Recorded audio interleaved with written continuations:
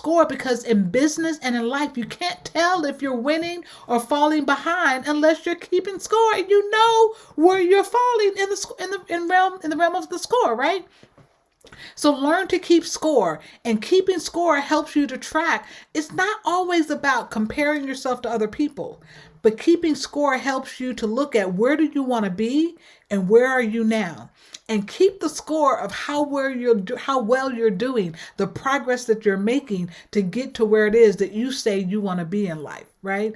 And so this whole idea of keeping score has been so valuable to me, because what it does is it helps me to focus on what's left. How much more work do I need to do? How much farther is it until I hit the winning line, the goal line, right? And so set your goal and then keep score so that you always know where you are on the journey. Now, we're talking about winning and falling behind. Some people think that winning is all about taking huge leaps and giant risks. And yes, sometimes you will have landfalls and great wins when you do that. But Black women on the rise understand that steady, small gains can often lead to massive success. And I call this the power of 1%. The power of 1% is so important, because while some people will say, I can't do that because it looks too big, it looks too daunting. When you decide that you're going to make steady, small improvements every day, it's like compounding your personal development, just like you would compound interest. Let me give you an example. When I was young, I had a boyfriend who insisted that I take the SAT. Now, I didn't need to take the SAT because I wasn't going to college. I was going to be a cosmetologist, right? And every time I would say that, my boyfriend would say, no, you need to study and take the SAT. You're going to college. And I'm like, dude, please. So every time I would say, hey, would you take me to the movies? He would say, yeah, after you study for the SAT. Hey, would you take me to the mall? Sure, after you study for the SAT. So I humored him and I studied every day for over a year. I delved into books. Actually, it got so bad that he made me a cassette tape that had all of the Greek and Latin root words, suffixes, and prefixes. Now, while my friends were on the school bus jamming to John Cougar Mellencamp and New Edition, yay, Candyman. Or Candy Girl, I guess. Not Candyman, Candy Girl. Whoo, Jesus, no, not Candyman. Actually, that movie is the reason why I never watched horror again, because when horror came to the hood, it became real. But anyway, while my friends were listening to John Cougar Mellencamp and Candy Girl, right, by New Edition, I'm listening to a cassette tape that says, sub means under. Re means to do again. Yeah, boring, right?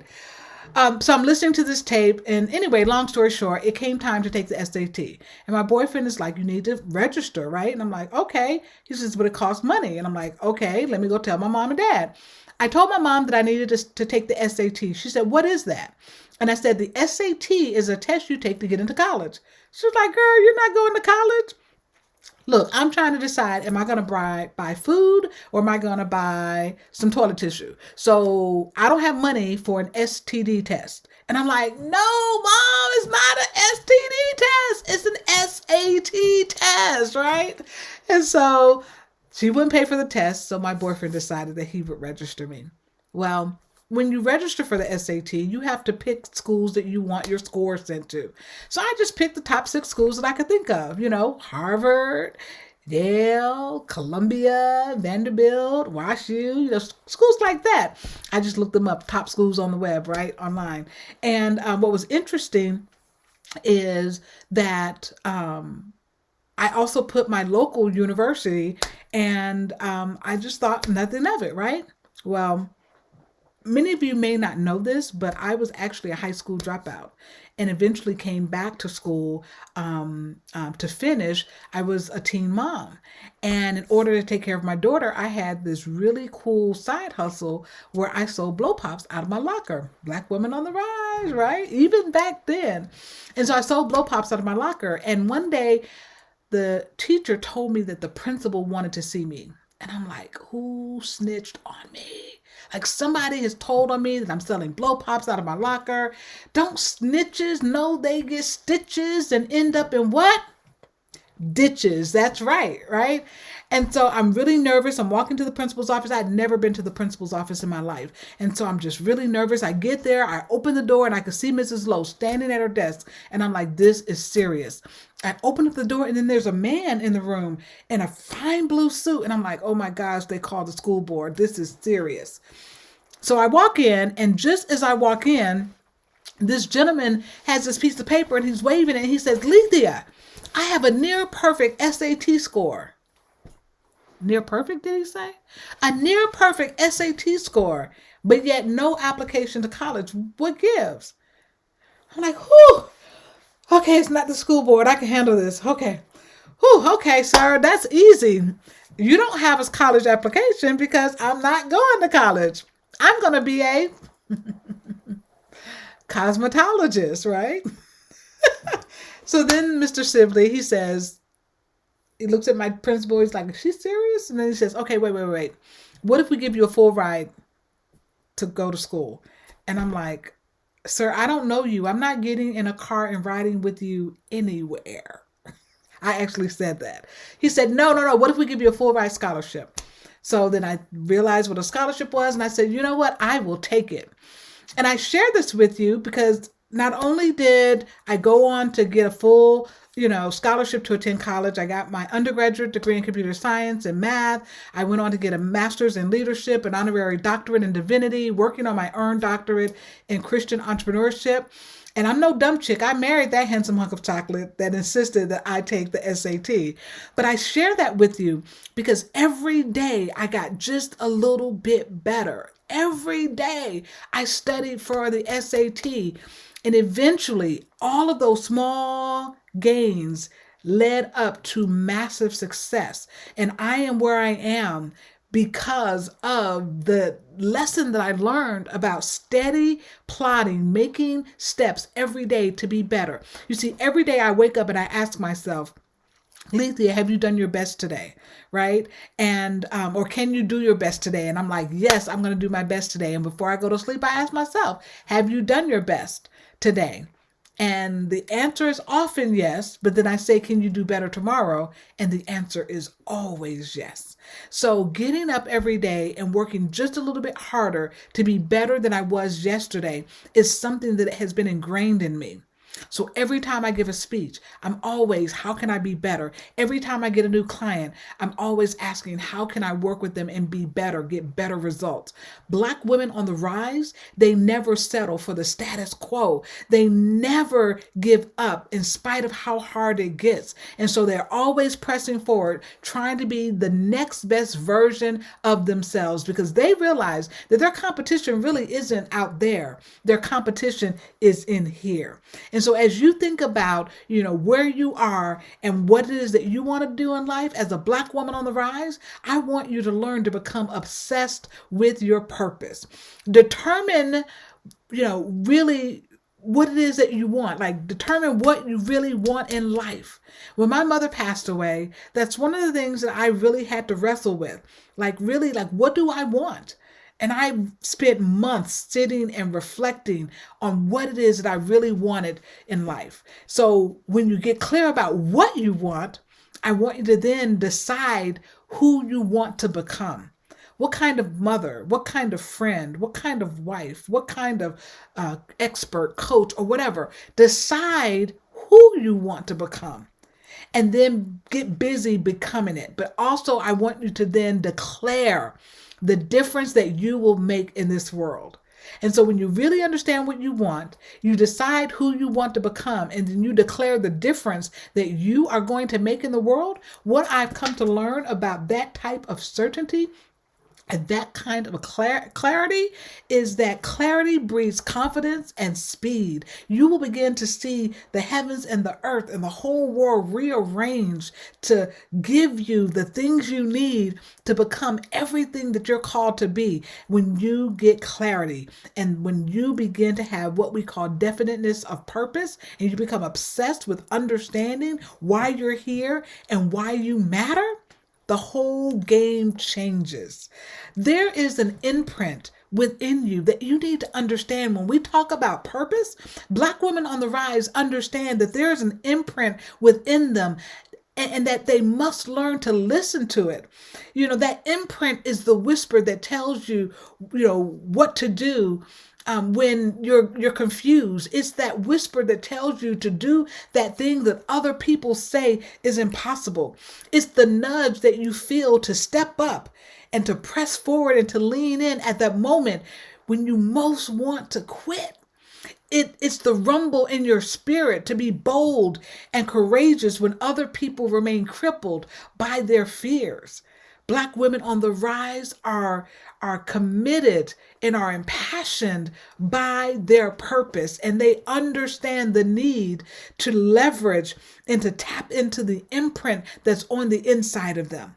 You see, you have inside of you the beginnings and the makings of something most beautiful and most amazing. The problem with most women is that they never get to really tap in to who they are and the power that's stored up inside of them. You come from generations of women like Biddy Mason who have been through some stuff, who have survived the impossible, so that you have the right and the opportunity to fulfill your purpose and to live out your dream today. And so you owe it to them and yourself, Black woman on the rise, to keep stepping and to keep climbing and to keep rising and to get up each time you fall. The world may say that you're done, you're finished, it's over. Who do you think you are? You can't do that. But a Black woman on the rise knows that she can do anything that she puts her mind to. She also knows that she doesn't get in life what she deserves. No, she knows that she gets what she asks for. Oh yes, Black women on the rise know that they get what they ask for, not what they deserve, what they go after, what they fight for. That is what Black women on the rise get when they put their best foot forward and demand that life gives them what they set out to accomplish. The other thing that I want you to know about Black women on the rise is that they are fueled by the problems and pain they endure. They don't let the pain and the problems that they face stop them and keep them from being who they're called to be. They turn it around. The Word of God says that He will use any and everything that comes against you for your good. And I love that. I love that, right? So I just want to tell you, I know pain. I know pain, and I know you know pain. If I gave you a moment, if I just hit pause on this whole event and put it in matrix mode where we started going in slow motion and gave you a moment to stop and think about the pain that you've been through, you could probably write a long list of pains, of offenses, and of things that you've had to go through. I know pain. You see, my birth father abandoned me. My babysitter abused me. My teacher belittled me. My coworkers backstabbed me. And my client even lied on me. And guess what? My best friend once turned on me. Life's not fair, my sister. And people will hurt you. But what you can't do is let them take from you your will to fight, your will to win, your will to survive, my sister on the rise, because they don't get to choose who you will become. Only you get to choose who you will become and how your life will matter. There are two things that I want you to know about pain so that you can make it work for you instead of against you. Here's the first thing. Pain is a warning. That's right. Pain is a warning signal that goes throughout your body, that goes through that sets off alarms in your head and your mind, because it's trying to tell you that something is wrong, or it's trying to tell you to do something different. I love what Ayanna Van Sant said. She said, pain is not normal, but pain is something that is used to help us recognize that there's something that is off in our lives or in our bodies, right? And so when you look at the pain that you're going through, or you look at the situation that you're facing, the pain that rises up is telling you something is wrong. And when you listen to that voice and it's telling you to do something different, to go somewhere safe, or to try something different, whatever that situation is, begin to listen to your gut. Listen to your inner knowing so that you can make a different choice. Because we know that success is about choosing good and right choices continuously. When you continuously make good and right choices, you end up with better and different results. The other thing that I want you to know about pain is that where you are when you're dealing with pain, sometimes the pain you are feeling is the pain of something old that's dying so that something new can be born in your life. And you have to learn how to let go of those things that it's time for them to die so that you can receive the things that are ready to be born and birthed in your life. The other thing I want you to know about pain is that pain gives you power. Did you realize that? Pain gives you power. Write that down. Here's how pain gives you power. When you can tell the story of how you survived, your pain gives someone else hope. When you can acknowledge the pain that you've endured, you also acknowledge, my girlfriend, how strong you really are. When you survive the situation that almost took you out, your light can shine bright because your light can shine so bright,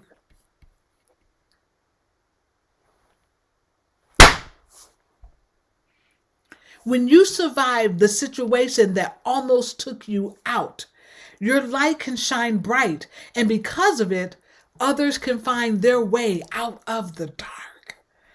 The next time you find yourself face to face with a painful situation, when you're faced with the impossible, have to carry the unbearable, when life tries to take the very last ounce of hope that you have, remember that you are a game changer, a giant slayer, and a Black woman on the rise. A woman who chooses to focus on what she's gained and not what she's lost, on what she's learned and not how she's failed. Because at the end of the day, it's not about where you start that matters. And it's not even so much about where you finish that matters. It's about how you finish. So my sister, I want you to finish well. When I think about what it takes to be a game changer and a Black woman on the rise, I realize that I was born for greater than what my current circumstances may say.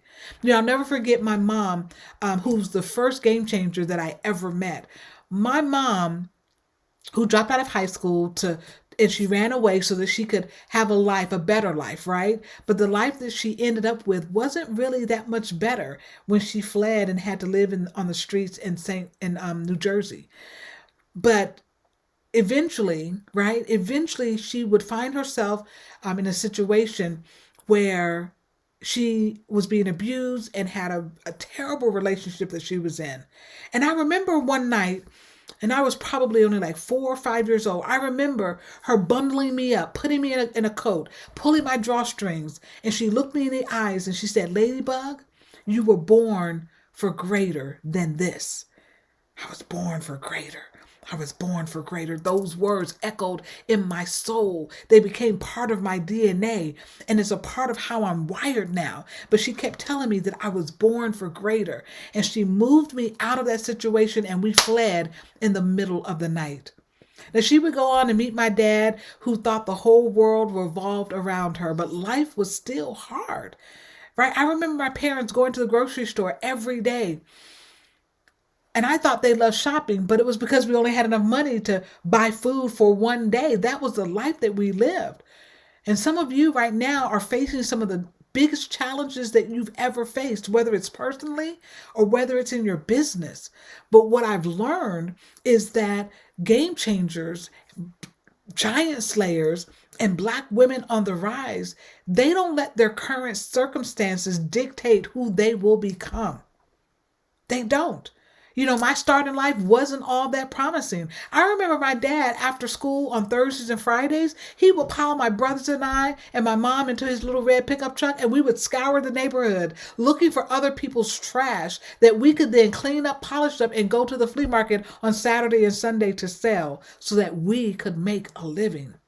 Life wasn't fair and life wasn't hard. But my father taught me to sell those things at the flea market with my head held high. Why? Because as I said, it's not about where you start in life that matters. It's about how you finish. And when you realize that you were born for greater, when you realize that the life that you're living is just a plateau, that there is still more good for you to do, more people to inspire, more things to accomplish, you'll begin to leverage your motherboard and inspire you to move forward and to do the things that you need to do to become the woman that you've always wanted to be.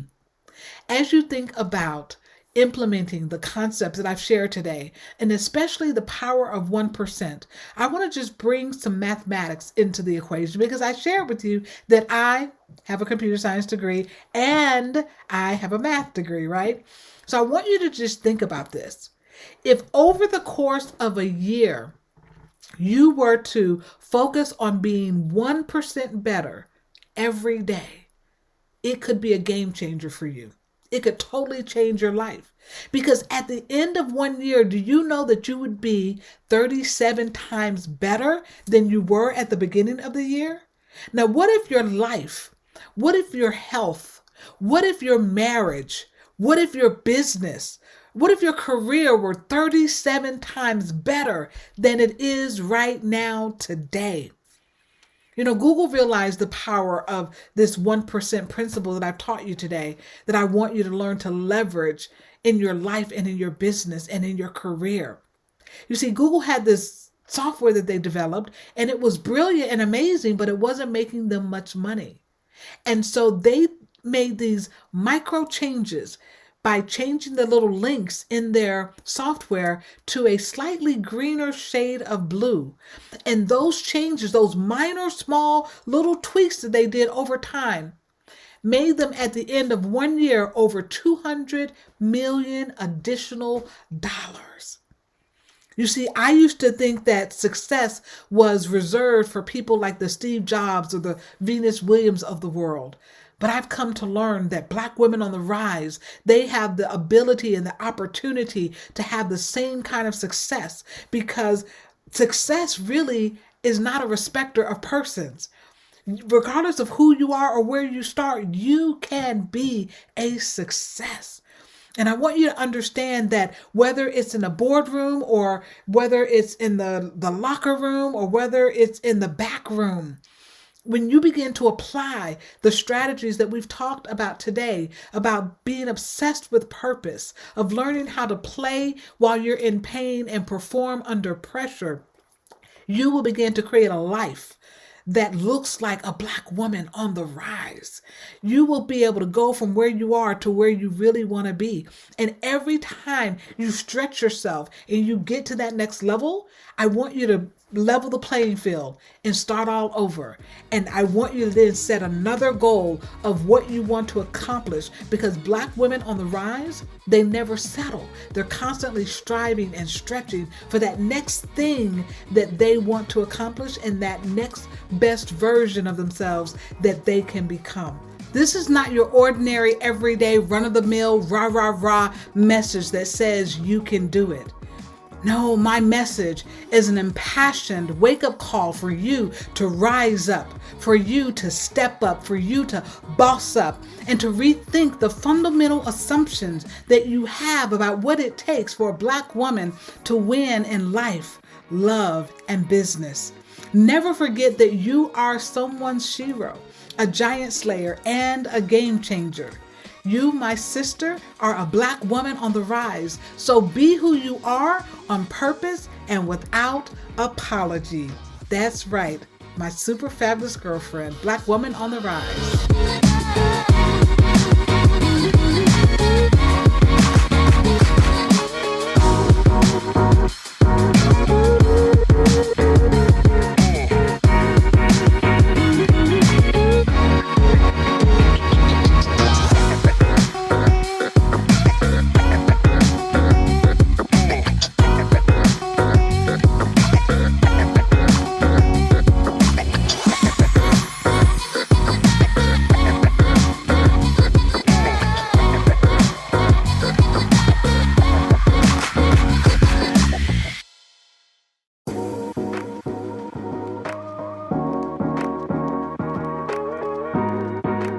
I be rolling, I be riding, they be hating, trying to catch me riding dirty, trying to catch me riding dirty.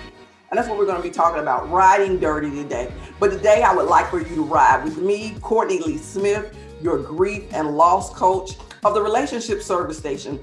I'm here to make sure you stay on your best ride for the unique vehicle God created you to be.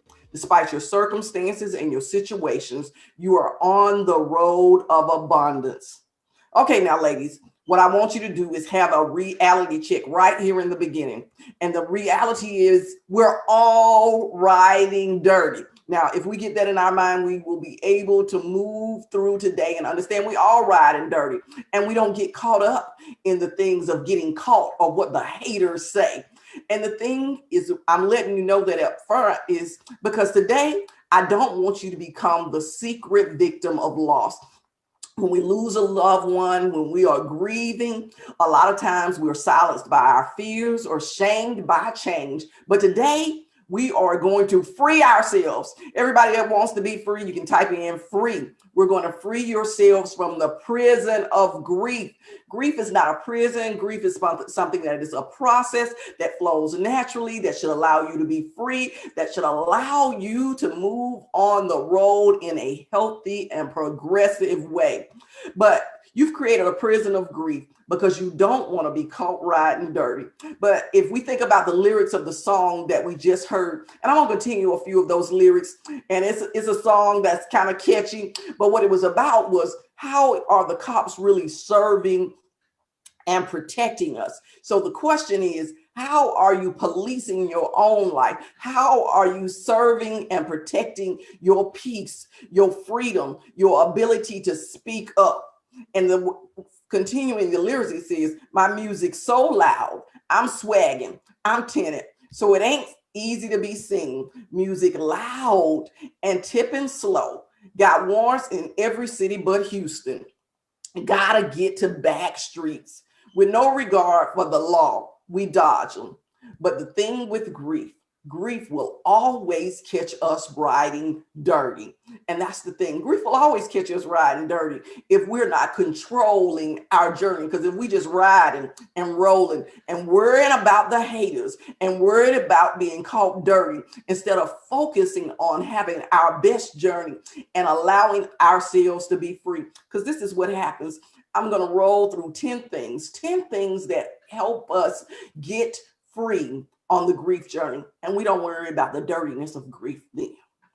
Because what happens is all of us try to speed through the process because our haters telling us it's time to get over it. Time to get over it. Time to move on. But the real dirt is you hurting. You hurting. And then you out here hurting others in your personal and professional relationships. At the speed you going, you running over people and causing damage to everything that you come in contact with. That means you're just rolling out of control. That means you have no direction.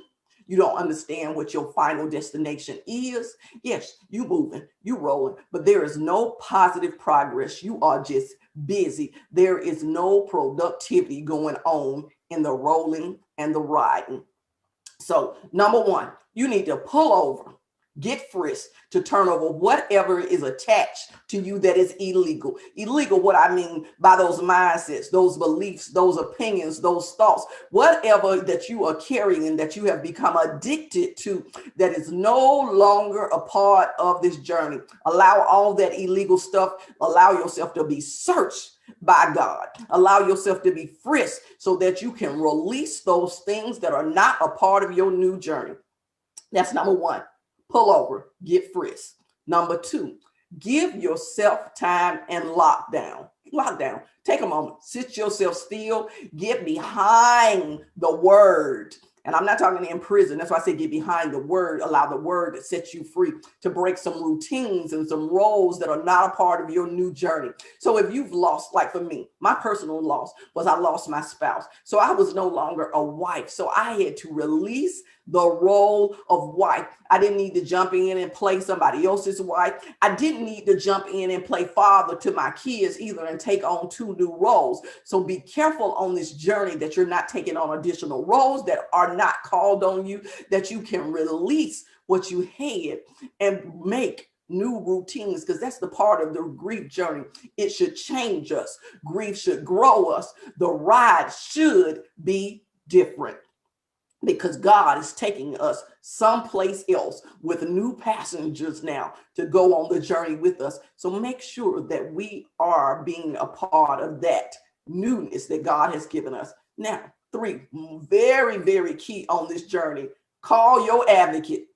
God, he is there. A lot of time we call on our friends, we call on our girlfriends, we call on our church people, but we forget to call on the I am, our true advocate, who will show up for us, because he has the best legal defense team for us. No public defenders, because everybody got an opinion. Everybody got a legalistic way of doing it. But what you need to do is not what everybody else is doing. Your journey is unique to your particular circumstances and your particular situation, your particular loved one, your particular loss that you're going through.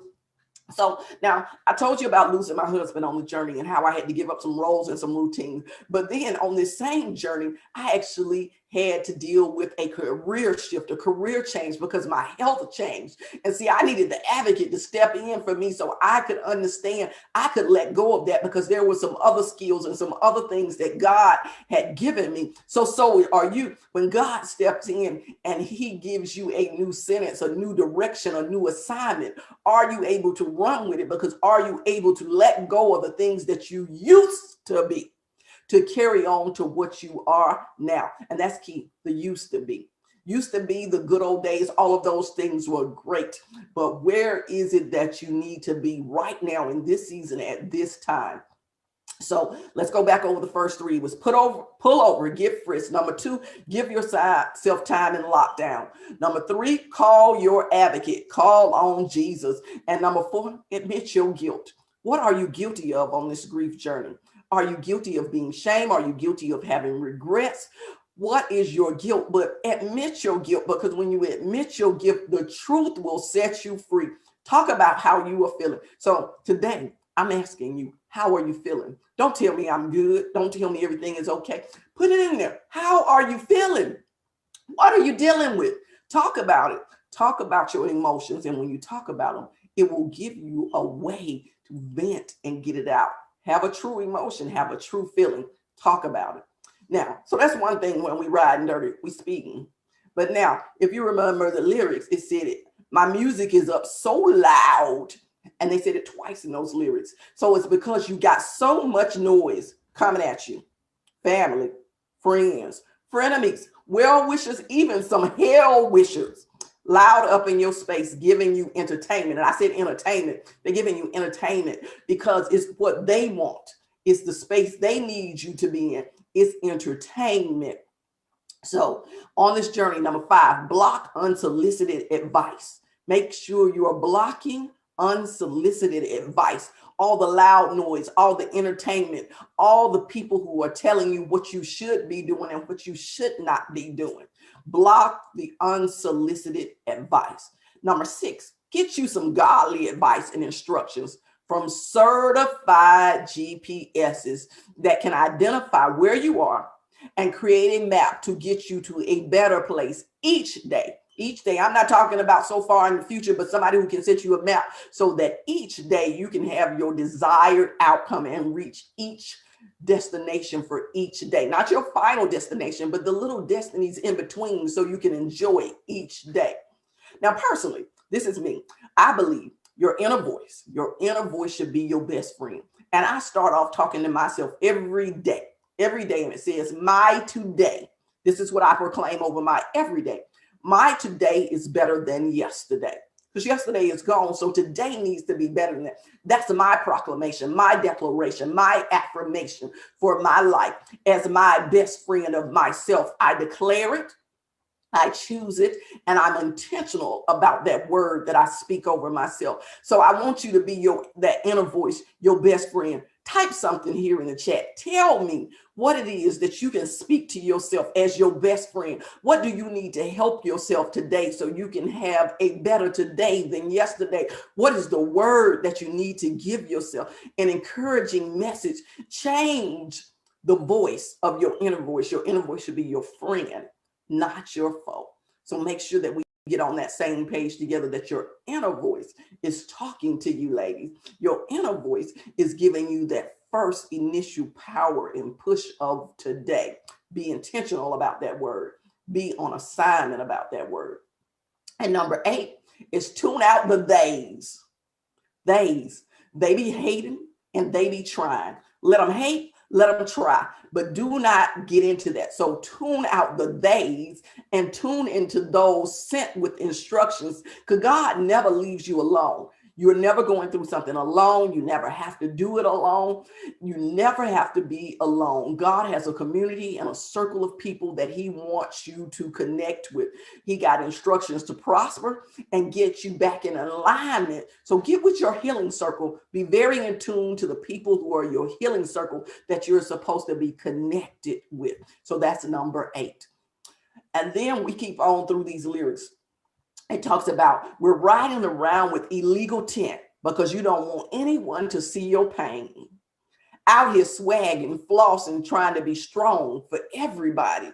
But see, the key to that is we have this misconception that if we show up strong, we show up beautiful, we show up on the outside really great, that our insides automatically happen. But we got it in reverse. It's an inside job that shows up on the outside. So this is what we got to do. We got to pull off some of that tent. Let the sun, the S-O-N, the Jesus Christ come in. So the vitamin D will strengthen you where you're weak. And you know, God, word says that where you are weak, he is strong. So allow he to be strong where you are weak and allow him to fill it in. Don't be shamed. Don't be hiding. Don't be hiding behind the tent so nobody knows the pain. Ask for the help. Get the help. Get healed and whole during this process. Don't remain in pain and shame. Allow the sun to come in, pull back the tent, be seen where you are so you can be helped on this journey. Then it say, be real so that others don't have to grieve at the facade. We're pretending to be strong for our kids, other family members, the people at work. We always okay. We always great. We always strong. And I say that because I know. I've been there. That was my favorite saying when somebody said, how are you doing? I said, okay. I could even say blessed and highly favored. We have all these wonderful cliches that we like to use, but they are really facades of the fact that we're keeping busy. We're avoiding people. We don't have time to let you see us break down and cry, because it has been told to us as Black women, we always got to be strong. Don't let them see you sweat. Don't let them see you cry. Don't let them see you weak. Don't let them see you broke. But the thing is that when we pass this on from generation to generation, for every little girl, from our daughters to our sisters to our nieces, they see us always being strong. Give ourselves the same grace we want to allow them, so the little girl in us can have hurt, so we can go to our Father, so it teaches other people how to hurt, so the little girl within them can go to their Father. So when we do this, we are teaching a lesson of grief. So what I want you to know, when you allow yourself to express your emotions and go through your thoughts and process this, you are exploring a whole new you. So what I'm telling you is get off the back streets, ride out in the open, let the wind blow through your hair, let the window down, and show off your new grief lean, y'all. Come on now, because you are all right in this grieving space. It is okay to be grieving. We are all, each one of us, grieving each day. So we don't need to put on a pretense and we don't need to put on a facade. Let us get to the place where we are okay with rolling in grief. All right. This is the thing that was in these lyrics that really spoke to me. It says, you are wanted. And we think about wanted as a bad thing. You want it. Somebody wants you. Somebody needs you. They even put an APB out to find you. They got somebody who's looking for you, who's stopping traffic to find you because you are needed that bad. What you got is something they want. So your circumstances and situations have given you an experience that provides you with the capability to give instructions to others that are imprisoned by the dirtiness of life. Don't you want to set some other people free? So get out of. This is what we got to do. Number 10. Number 10 is the most important thing, and we all do this. We got to stop hanging out in Houston. If you remember the lyrics said Houston was the only place that you weren't wanted. How many of us hang out in the places we not wanted, the places that we not needed, the places we aren't celebrated? And that's where we need to be, the places we're wanted, the places people seeking us out. So some of us need to move away from hiding, get out of the comfort, get to the places where our voice and where our experience and where we are needed and going to be celebrated. Get out of Houston. Stop hiding in Houston. All right. And take on the sentence when you get to where you are wanted of serving others. That's all they want you for. They want you to give you a sentence to serve others. And the thing is, a lot of us are running away from service because we haven't learned how to serve ourselves. And when we learn how to serve and protect ourselves, then we are able to do it for other people. So women step up. The sentence for each and every one of us is to show up and serve and love. How about that? The sentence for each and every one of us is to serve and love. Now that you know the cities that are looking for you, get there. Let us get rolling. Let us get riding on our assignment of abundance so that our overflow can bless others on the journey.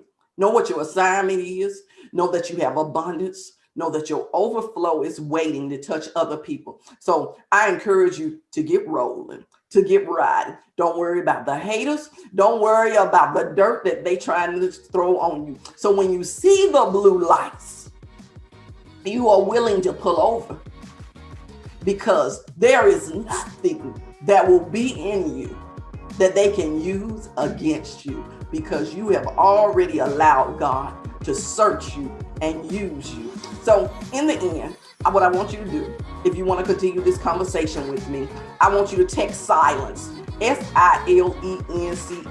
I want you to text silence to 678-718-5019 to access.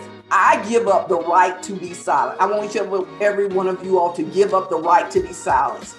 It's a little short series that I did to give you the freedom to grieve aloud and set you free from your enemy. So I would love to see you in that space, love to give you that free information so we can continue rolling and riding together to our place of abundance.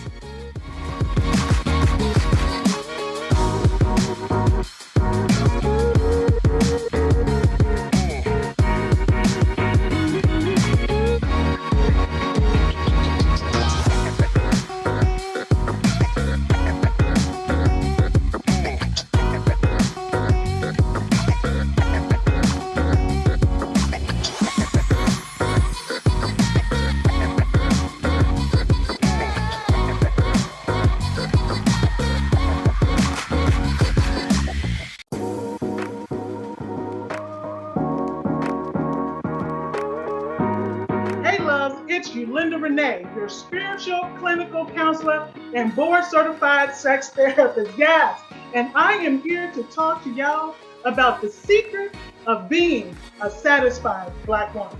See, the life of a Black woman is a kaleidoscope of experiences. Some beautiful, some ugly, some painful, some glorious. All are valid.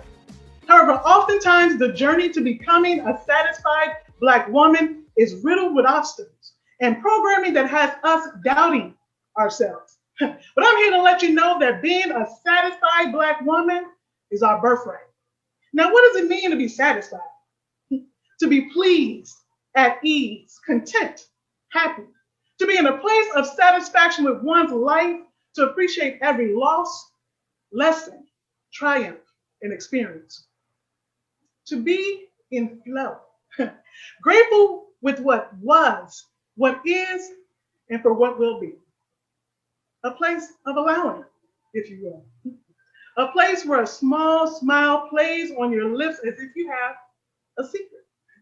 Knowing that even in your current state of satisfaction, more abundance draws nearer with every inhalation of gratitude and every exhale of surrender to what is already yours.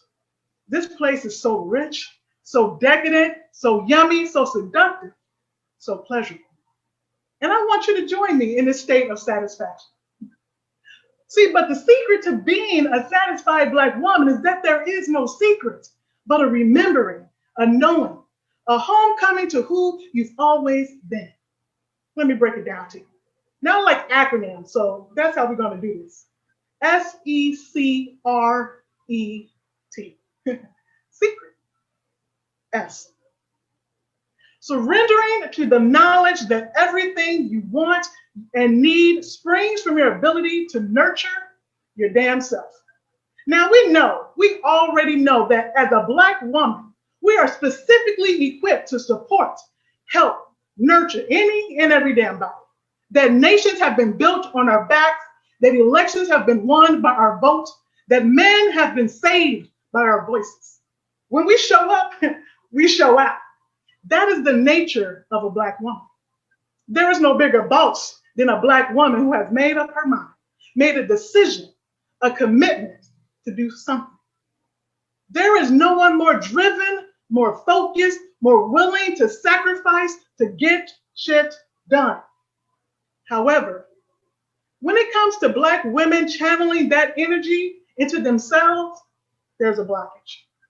A blockage created by lifetimes and lifetimes of programming telling us that we are meant to subjugate ourselves for others by a society that has sexualized us to the point of us looking like fucking cartoons, by a lack of trust of those who don't look like us and those who do, even a distrust of ourselves.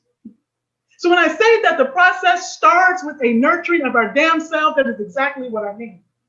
It looks like us giving ourselves permission to channel the energy of support and love that we so effortlessly and without question pour into others. It's time to pour it into ourselves, to become self-centered even, meaning that we shift ourselves to the center of our lives for once. What I am so thrilled to see, though, is that this process has already begun. I see Black women going to the spa, going to the gym, getting healthy, going to therapy, journaling, meditating. So it has begun, but it must continue. And not just for the sake of saying that this is what we're doing, but for the sake of ourself, our spirit, and our soul. We are worthy of being holistically well, and we are capable of being the source of all of the things that we could never, ever, ever want or desire. E. Engage in daily rituals of loving attention. See, a satisfied Black woman understands that self-care does not always need to be some grand production. She understands that honoring herself daily in the little things also matters. When she gets out the shower and she lotions herself up, as she rubs the lotion into her skin, paying attention to any aches and pains, being in her body, allowing her fingertips to linger, noticing how her skin feels beneath her touch. What feels good? It is the taking of some quiet time in the morning over a cup of coffee or tea to just sit with her own thoughts. Again, a small smile on her lips as she contemplates her own joys, desires, and pleasures. It is gifting herself a little something to inspire and motivate. She spoils herself with intention. And although bags and shoes are nice, I love me a nice bag and a nice shoe, experiences, music, and art that speaks to her soul long after those shoes are put away and that bag is hanging in the closet are also prized. She allows herself to be supported. She allows friends and family to come to her aid, to give herself permission to delegate, to hire somebody. I need a life assistant myself, okay? So that those things are off her plate, creating more space for herself, her pleasure, and her joy. And she affirms herself daily. She looks in the mirror into her own eyes and she say with confidence and knowing, I love you. You're amazing. You're beautiful. You're dynamic and intelligent. Girl, you're a goddess. Okay? You are worthy of all of the abundance that has come your way and is still on its way to you. She gives thanks to her higher power. She honors her physical body by moving it daily, whether or not that's running on a treadmill or twerking in the kitchen while she makes her favorite cocktail. Every single day, her body is a sanctuary. As Black people and as Black women specifically, we have been disconnected from our heritage of ritual. But the satisfied Black woman embraces ritual. She understands and honors the beauty and the sacredness of intentionally connecting to source, self, and others. C, consume what elevates and expands and create from a place of pleasure. A satisfied Black woman is particular about her diet, and not just what she feeds her body, but what she feeds her mind, her soul, and her spirit. Making sure that she is consuming things that nurtures her, that does not detract or distract from her vision. Now she's all for a little downtime, a little trashy TV, a little scrolly scroll on social media. I know what I'm talking about. However, once what she consumes begins to have her doubting herself, begin to have her identifying with this thing called what? Imposter syndrome. What is that? Where she is questioning her worthiness, where she is comparing herself to others. We don't do that here, okay? Where she's getting sucked in and losing hours and hours of time consuming things that are not in alignment with her goals. How many of y'all have gone down that rabbit hole? Don't be lying now.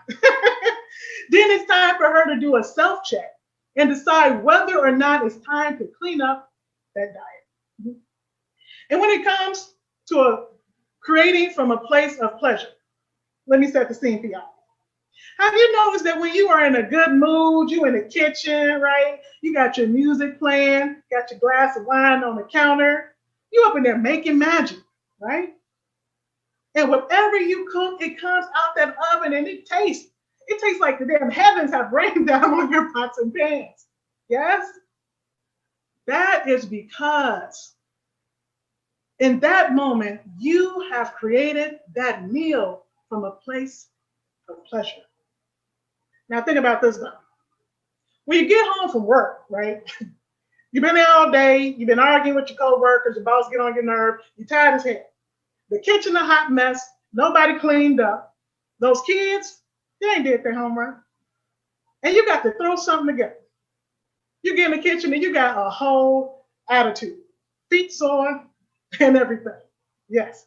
So, of course, you got to do what you got to do. So you go in there, you make a little something real quick.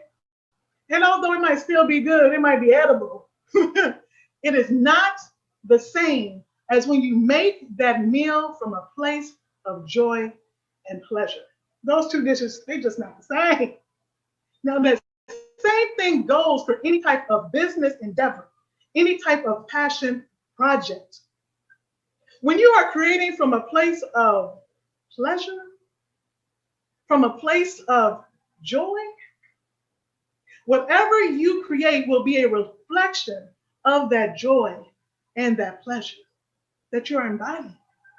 When you're feeling stressed out, when you're feeling overwhelmed, make sure you reset yourself. Get grounded. Breathe. Meditate. If you need to take a break for a minute to get back in alignment with joy and pleasure, do that. Then get back to work. Or recognize your sovereignty, queen. A satisfied Black woman is regal no matter what she wears. What her hair look like, it don't matter. It is a bearing. It is an heir. It is our birthright. Yes.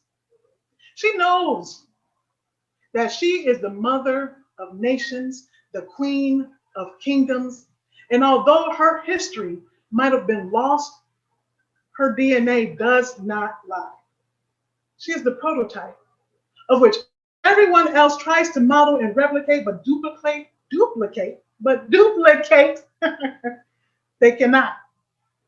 A satisfied Black woman raises her offspring in the remembering and the embodying of Black excellence. Based on the sacrifices, the toils, and tribulations of ancestors that bent their backs, creating of themselves a stepping stone for us to use to reach the stars. She accepts with humble gratitude her right to a life of abundance, ease, and flow. To do or accept anything less than what God has deemed our rightful place is an affront. And we don't affront God. You feel me? Excavate the divinity. Now that we recognize our sovereignty, it's time to excavate our divinity from under all the bullshit that life has attempted to bury it under. We are God indwelt, made in the likeness, spirit having a human experience. Oftentimes we hear this language about finding ourselves. We have to find ourselves. We're not lost. Never have been and never will be. But sometimes we forget who we are. However, the satisfied Black woman has done the work of digging her divinity out from underneath all of that programming, the toxicity, those shitty relationships, the self-sabotage. Y'all know what I'm talking about. The family drama, the traumas, the abuse. She has done what? Her work. And although this work may be painful, she understands that it is necessary. It is a sacred work. It is a duty. Because not only is she doing the work to heal herself, she's healing her bloodline. The lineage shall be cleansed of generational trauma. We heard of that, right? Breaking chains and allowing for the next generation to have a little less to bear and a little less baggage to carry. Now, the excavation, what does that look like? It looks like therapy. It looks like having uncomfortable conversation with loved ones. It looks like removing ourselves from toxic situations and relationships that no longer serve. It looks like giving up old habits and taking up new ones. It looks like meditating. It looks like getting closer to our higher power. It is the looking over the totality of our life and accepting and owning all aspects of our story to the point that no one else can tell it, nor shame us with it, nor lord it over our head, because it's ours. It's our story. And by being true to it, we are true to ourselves and true to those we are here to serve. T. Transcend and transform. Okay, so we've excavated. And as we excavate, we dig through the rubble, the bones, yes, the baubles and the trinkets, all of the stuff that gets buried. But as we unearth things that bring about painful memories and thoughts, bittersweet moments and triumphant wins, as we continue and reveal aspects of ourselves that we no longer align with, we may begin to judge who we were and who we had to be in order to become who we are. Because when you get to digging, you often get to finding, right? Finding memories, finding evidence that we were sometimes the problems. Like we gotta keep it 100, y'all. That maybe we've been the abused and the abuser. Maybe we've been on the giving end of toxicity. We gotta be honest with ourselves. And maybe we backslide for a minute and we want to beat ourselves up now based on actions of who we were then. But remember, Black woman, we've grown. And even if there is more growing to do, we are transcending our circumstances, our negative beliefs, all of that. Statistics. Y'all see what they say about us in the statistics. Doubt. And a world that sometimes seems unrelenting in its persecution of us. Yet still we what? We rise. The satisfied Black woman is an artist. To paraphrase the great Michelangelo, The sculpture is already complete within the marble block. Before I start my work, it is already there. I just have to chisel away at anything that isn't it. In this way, the Black woman transformed herself not by becoming something else, not by finding herself, but by revealing herself. Chiseling away, digging away, stripping away anything that obscures her true identity, which is divinity in the flesh. So there you have it, my loves. The secret that really isn't a secret, but a remembering. It is okay if you forgot. The world conspires to keep us blind to our power. They don't want us to own it. They try and trick us with that whole strong Black woman BS. Hell, I fell for it for years and years. Not knowing that our strength lies in our knowledge of self and alignment with source, we have nothing to prove. Now, when doing this work of remembering, there will be a need to ask yourself some potentially tough questions. Now, to help y'all in that, I got a little gift for help you out, help you get started. It consists of some guided reflection. So I want y'all to write this down real quick. Go to my site, yolandarenee.com, easy to remember, and there you will find a link to something titled Excavate to Elevate. Click on that, and then get to digging, chiseling, and uncovering who you've always been. Again, this has been Yolanda Renee. What? What did I just say? I didn't say my name right. Again, this has been Yolanda Renee. And remember, ladies, being satisfied is our birth.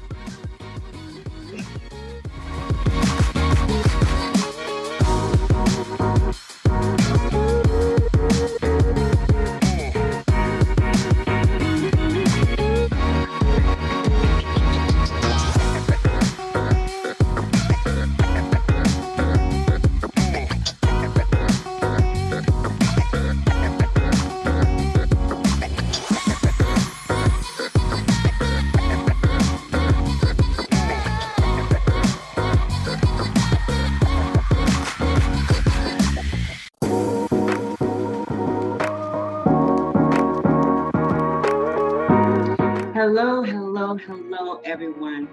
This is your girl, Ann Anderson, aka Coach Ann. What would you do if you learned a new piece of information and that one piece made you look at everything you thought you knew in life in a totally different way? I'm going to tell you, it will stop you in your tracks. I had a tumultuous childhood. And for years, I blamed myself for being raped. In 1966, I was molested by my stepfather from age 10 to 16. And I often thought of different ways to try and kill myself. Although all I could think of in my 10-year-old mind was overdosing on pills or a knife. Instead, by the age of 18, I had become a flaming but functional drug addict. And then in all outwardly appearances, it had started out as an ordinary day back in 1988. And when I say ordinary, I mean from the perspective that I was a ballet, jazz, modern, and African dancer, and I was a part of a local ballet company.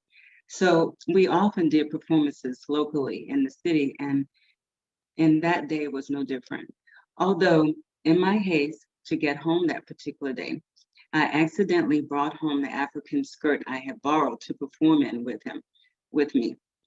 Moments later, the guy, owner of the costume, called me to arrange to meet and get his skirt back, and my boyfriend overheard the conversation. Before I could get off the phone, he threw his beer can upside my head and then commenced to beating me until I was unrecognizable, stopping at one point to jump on top of me and put my gun to my head. I wish that I could say that it was the only time that this had happened, but it wasn't. Just because I had the boldness to continue to participate in something that I loved and was doing before we met.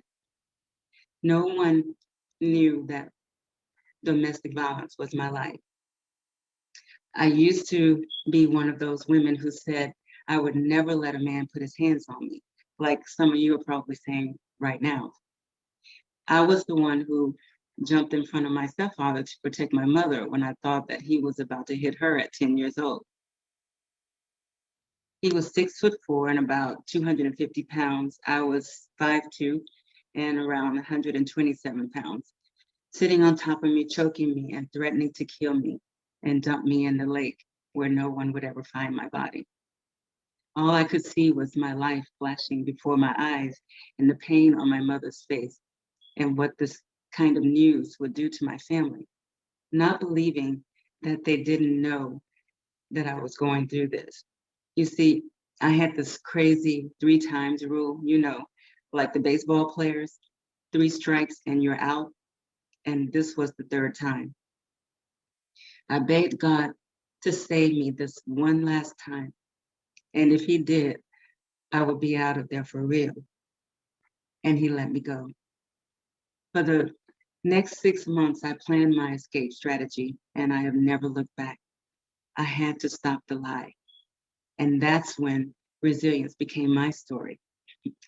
Fast forward 35 years later, I went on to become Ann Anderson, AKA Coach Ann, the CEO and founder of Butterfly Uprising LLC and Unstoppable Women's Network, best-selling author of the novel Butterfly Uprising, and I'm a part of 5 anthologies, featured in an online journal magazine called Making Headline News, NBC and Fox News, also featured in a book called Louisiana's Leading Ladies.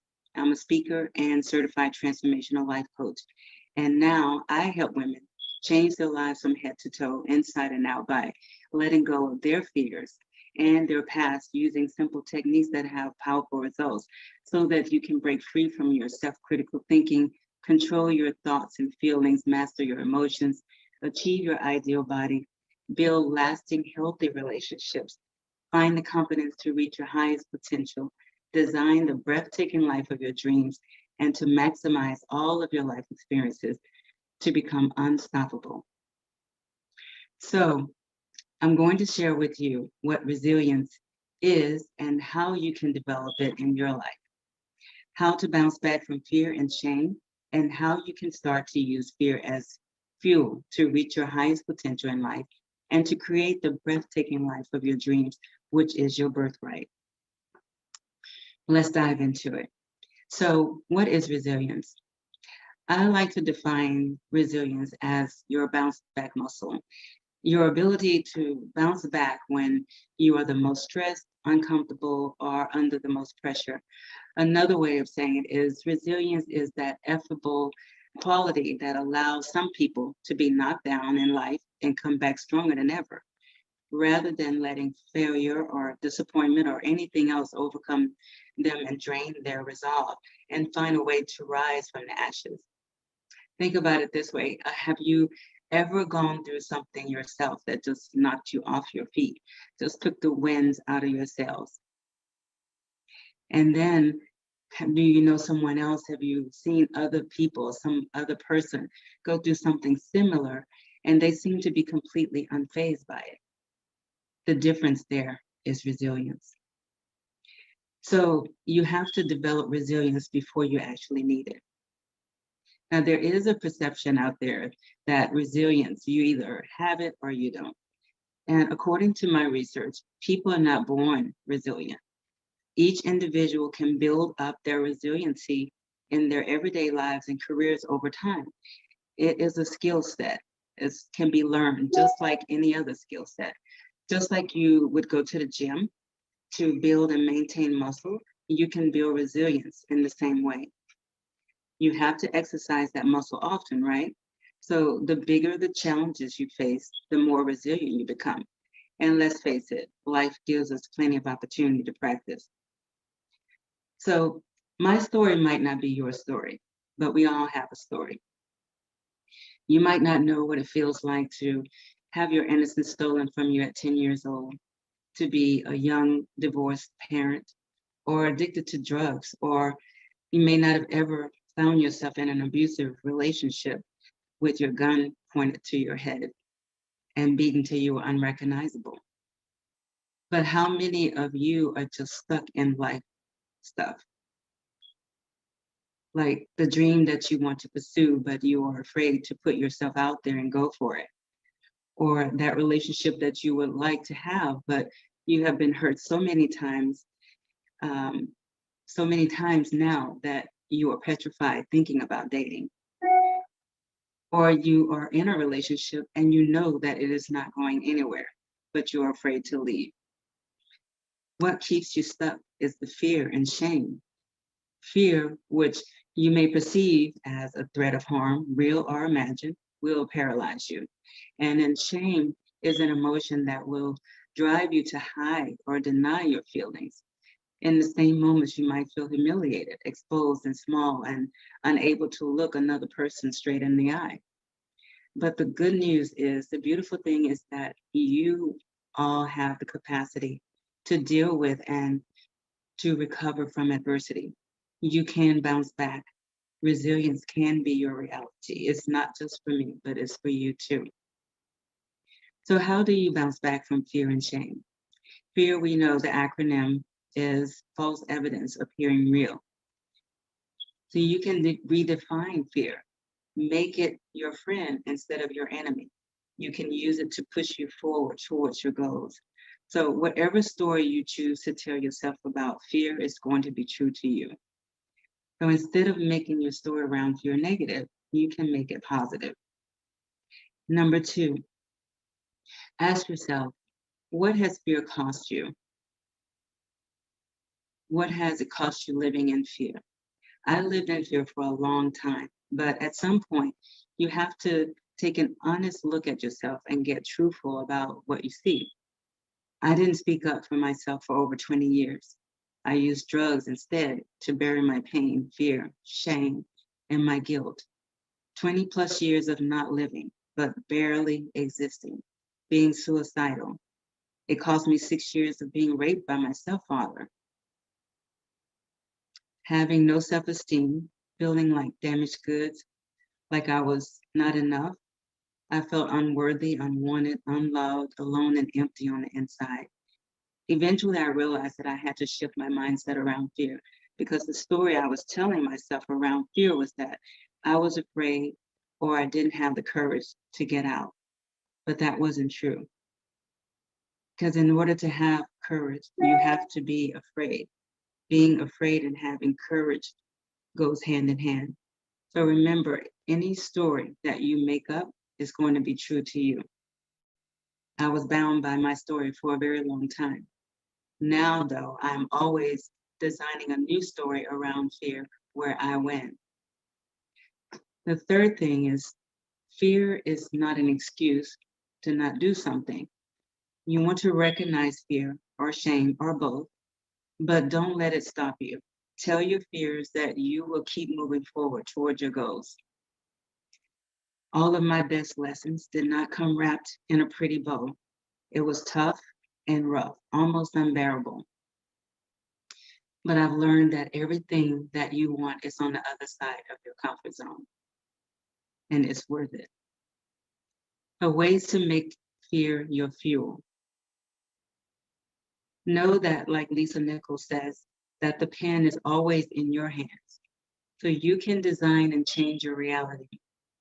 Ask yourself what's working and what's not working, embracing it mentally, emotionally, spiritually, and physically, because resilience is mental, it is emotional, it's physical, and it is also spiritual. It's about figuring out your truth, becoming more concerned with your own truth than other people's perceptions of you. You will become someone you've never been before, but you'll have to keep doing things that you've never done before. What do you want, and how bad do you want it? I love this quote by Randy Podge. The brick walls are there for a reason. The brick walls are not there to keep us out. They are there to give us a chance to show how badly we want something, because the brick walls are there to stop the people who don't want it badly enough. They're there to stop the other people. So you're going to be tested. You're going to hit speed bumps.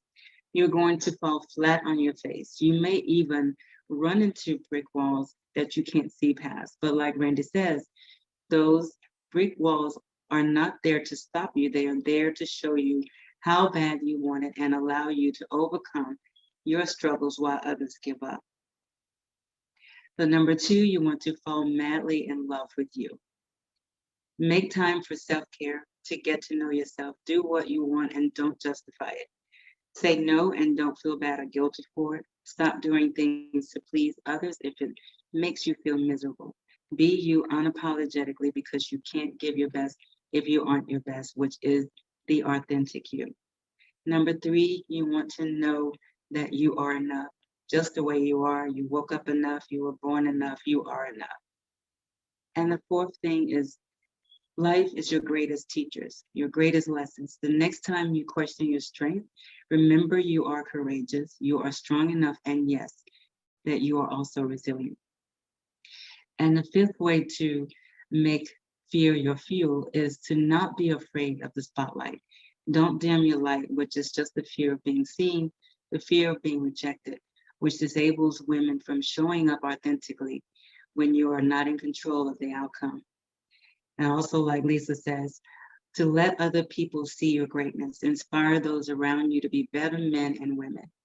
And when you step into a space and tone down your beauty, your brilliance, your energy, you're not doing anyone any favors, and you're denying others the opportunity to be inspired by you. So always let others see how it feels to be in your presence. I love this quote also by Dr. Michael Beckwith, which says, if you don't do you, then you won't be done. I share with you that resilience is a skill set that you can learn and develop for yourself. I share with you ways to bounce back from fear and shame and how to redefine your story around it so that you win. And I also gave you some strategies on how to use fear as fuel to move you forward. I share my story in the hope that it inspires confidence in you to not allow fear to hold you hostage from an amazing, breathtaking life that is your birthright. The power of resilience comes unhearing the brutal verbal, mental, emotional abuse and replacing it with loving yourself again. Knowing that you're not defined by anything that you went through and overcame. It's just something that you went through. So the things that get me going the most is letting people know that resilience is for you too. Every day I wake up feeling happy and more resilient. I believe that this has been one of my biggest assets, developing the capacity to bounce back from adversity, being resilient. But I'm here to ask you to lead and to live on purpose by being very deliberate and intentional about the habits you create in your lives. So please go, if anything that I've said to you today has resonated with you, please go to the link below to download my free ebook. In spite of every obstacle and problem that seeks to weigh you down, if you push through and overcome them all and can wake up every morning and say, and I rise, you are resilient. Again, I'm your girl, Ann Anderson, aka Coach Ann, your resilience coach.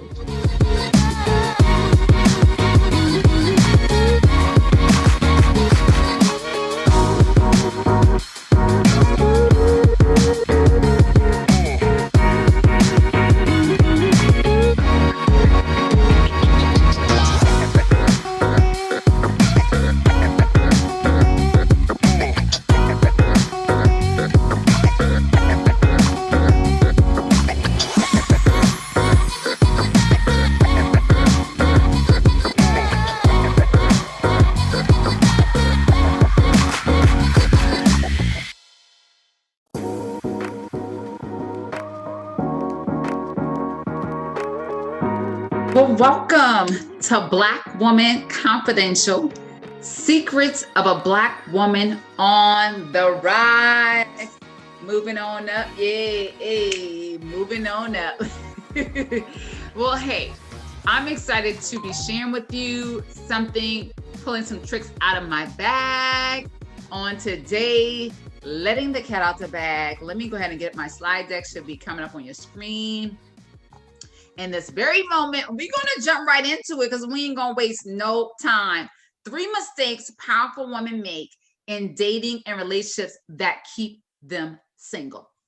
Let's jump into it. But really quick, I'll tell you just a little bit about myself and my goals and intentions, and we will go from there. So my goal today is to share with you, obviously, some secrets as it pertains to dating and relationships. What I know to be true is that oftentimes as women, sometimes we learn so hard. There used to be this old saying to say other experience is the best teacher.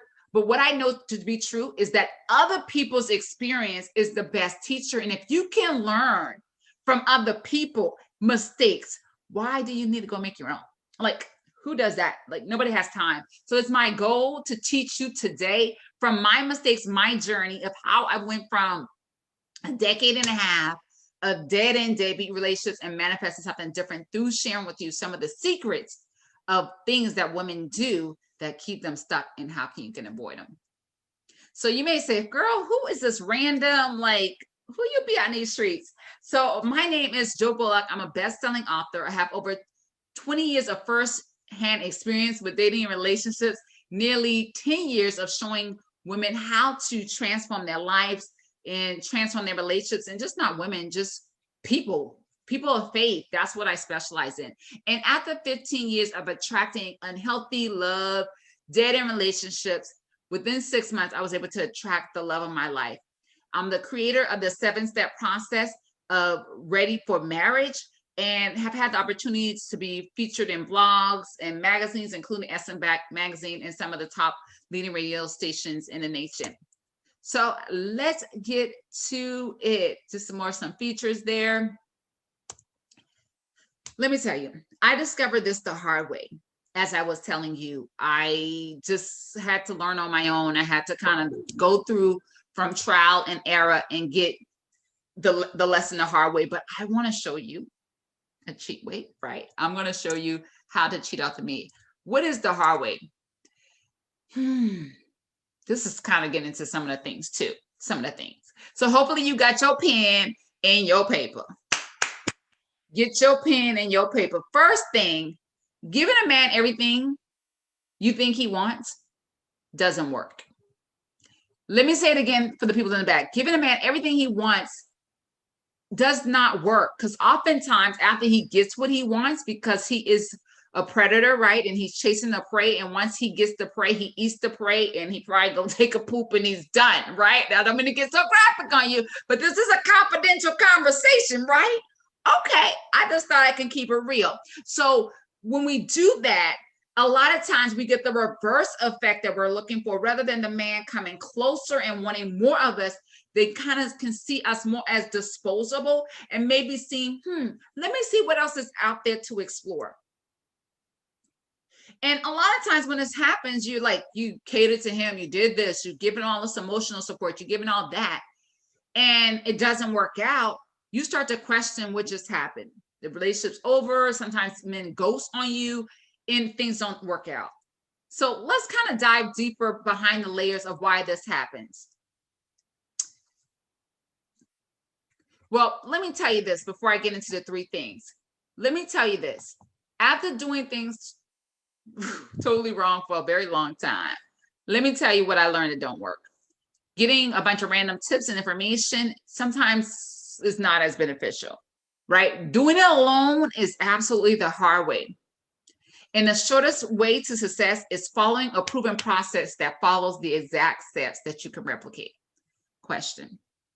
If I show you, and you need to talk back, I like to talk back, church, okay? Or talk back live or a broadcast, I want you to talk back to me. If I was to show you the process to follow, would you follow it?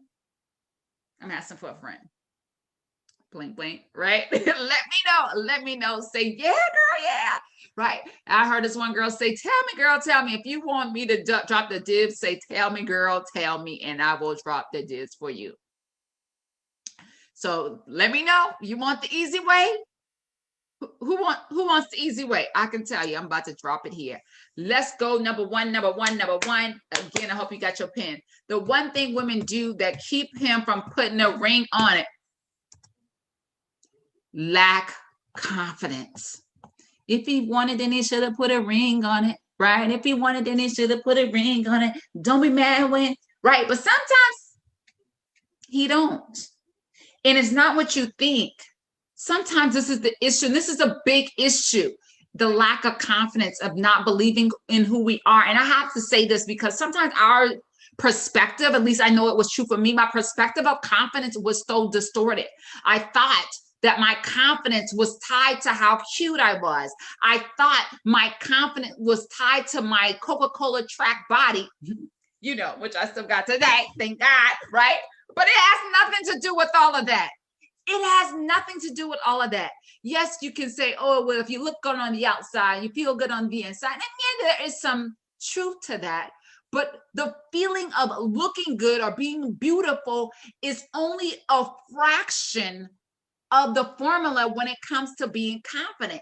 There's so much into being confident. It's about your level of belief in oneself. It's about your level of responsibility and accountability to yourself. It's about your level of integrity. It's so much more than that. And sometimes we lack confidence because the lies that we have been told and we believe. And so sometimes I do want to encourage you, if you haven't taken the time up to this point, to check the Rolodex of what people say that you're not from a place of victimization, not from a place to say, oh, I'm not good enough, I'm not this, I'm not that. You're doing that because you need to identify where those thoughts come from. So if you have thoughts of you're not talented enough, you're not smart enough, you're not beautiful enough, you don't have what it takes, you don't deserve it, or any other self-defeating thoughts, if you have these thoughts in your mind, right? If you have these thoughts in your mind, then I want you to identify, where does these thoughts come from, right? And dispel the lies that you've been told, because this right here is not attractive. Let me tell you how lack of confidence manifests. It manifests in a form of insecurity. Oh, I don't like my whatever, you name it, my nose, my butt, my hair, my body. You know, a lot of times it has to do with the physical attributes, but also it can be in your ability, in your worth and value. Like you don't feel like you deserve a high caliber man. You feel like you don't deserve to have a man without children. You don't feel like you deserve a man that makes you fill in the blank. It could be financial, but it's so much more than that, because we know every six-figure man ain't the best man. Yes, can we all agree on that? Okay.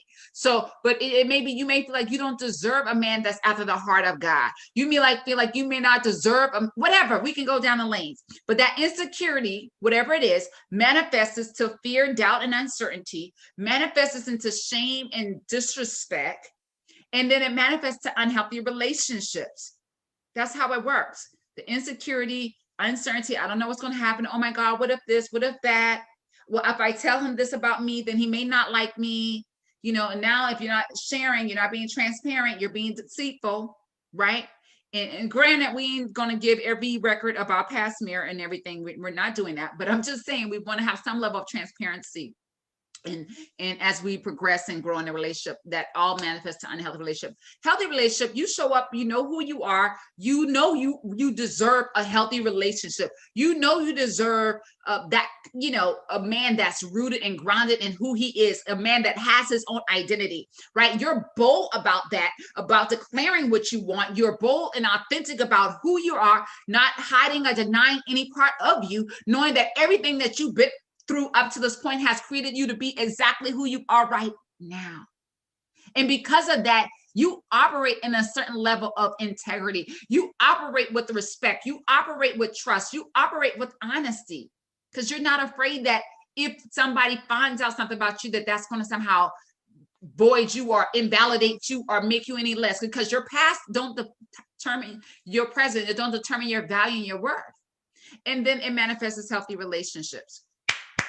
Secret number two, and it kind of spins off by number one, but I added a second hook to it because I thought I did. And yes, this is me back in my heyday, right? It's been, I don't know, over 8 years ago when I got married.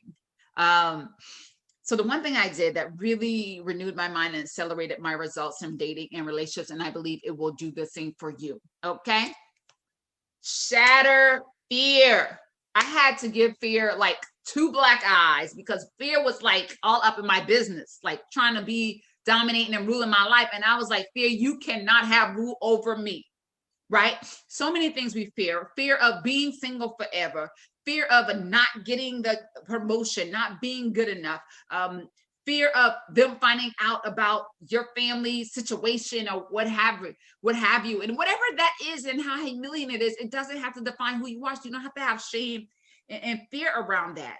Right? And also, I would be remiss if I didn't say a lot of times the fear cause and drive a people-pleasing behavior. Can you resonate with being a people pleaser?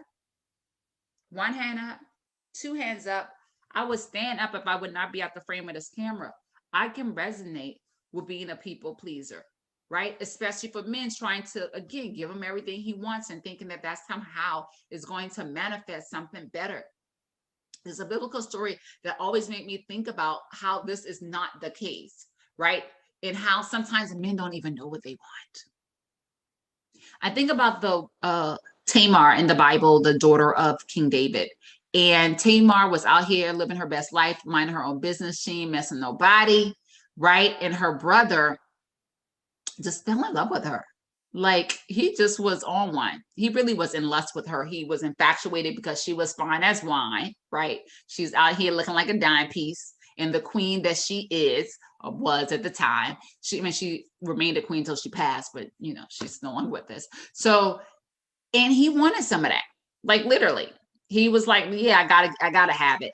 And his friend came out with an idea that he thought was clever and said, well, you want to be with her, you can get what you want. You're the son of the king. Like, go ahead and get at that. You know what I'm saying? All you gotta do is act like you're sick. Tell your dad, go ahead and have Tamar come on and bring you something to eat. And bam, she in your bedroom, bam, you got her. And that's exactly what he did. And when he got her in his bedroom, he raped her. And in those days, it's bad any way you put it. Rape today, yesterday, forevermore, and it's always a really bad thing. The thing that made it even a little worse than it is today is that if a woman lost her virginity, then she was shamed and cast, and she wasn't worthy to be a wife, right? She wasn't even worthy to be a wife. So after he did this to her, she begged and asked him to marry her and make a decent woman out of her.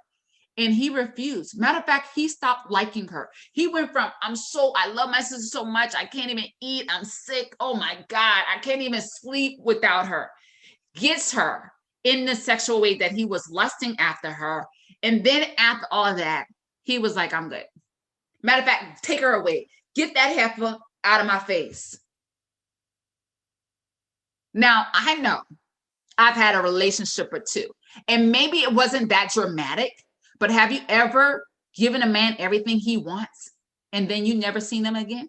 And that was the end of that. So we have to be careful and know that we're not making decisions based on other people's, what they want us to do, and conceding because of somebody else.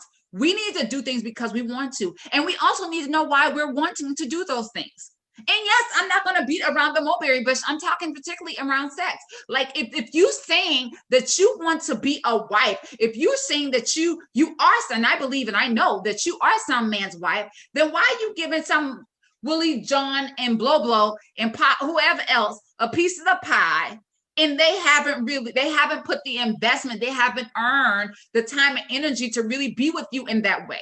And when you give it to them, what they say, oh, well, she done did it with me. How many other men she done been with? Come on, this has been a lingo. This has been a conversation for decades now. And it's time out for us to stop compromising our values, our belief, our body to try to cater to what they want. No, let me give you my raunchy advice. Can I give you my raunchy advice? Let me give you my raunchy advice. My raunchy advice is don't give him what he wants until you get what you want. Black Woman Confidential. Shh. Don't tell nobody. Let me tell you. Listen. You don't feel the need to try to do all that. Like, you want to get with this? then you need to get with this if that's what you want, right? Let's go ahead and secure the deal, secure the ring, secure the date, secure the venue. Let's do this. I'm not, no. Why buy the milk? Why buy the cow when you get the milk for free? Okay, my time is running. Listen, let me land this plane. I don't know about you, but I felt like I had tried everything when I was single. I felt like I had went to single conferences, events, dating in the church, online dating, taking a break from dating, abstaining, the 90-day rule. Does any of this sound familiar? And you may say, Joe, well, you kind of insinuating this abstaining and 90-day rule. Yeah, and all of that it can be, well, no, I don't fool with the 90-day rule because that'll get you in trouble. But I do believe in this thing. I just believe it's a great thing, right? But that alone is not enough. So I was able to change, and you can change the type of man that you track in your life. Really, I say in less than 3 months at the drop of a dime. What's my secret number 3? It's on the screen. I want to do a drum roll. Not having a process. This is the mistake that women make that keeps them from having that fulfilled relationship, is not having a process. And so what I'm going to do, let me give you this process. This is the process that you can follow to help manifest healthy relationships that lead to a lasting marriage. If that's what you desire, a long-term relationship, I believe in marriage. That may not be your value. No judgment. Listen, step 1, detox, release the past. Forgiveness is your best friend. Matter of fact, my mentor said it this way: you cannot love and hate somebody at the same time, right? So, and not the same person I'm talking about. You can't love one person on this earth and at the same time have hate for another person, because they don't, in order to love, you got to give grace. So you got to learn to forgive and let go of all the negative emotions that was part of your past, because if you hold on to them in the past, they will bleed into your future and ain't nobody got time. Number 2, activate your best self. Get into a mode of self-development. Get into a mode of manifesting your personal development, your spiritual development. Get those social and emotional skills that you need to communicate. Learn to ask the right questions, right? Identification and clarification. Step number 3, get clear. What do you want? What does that look like?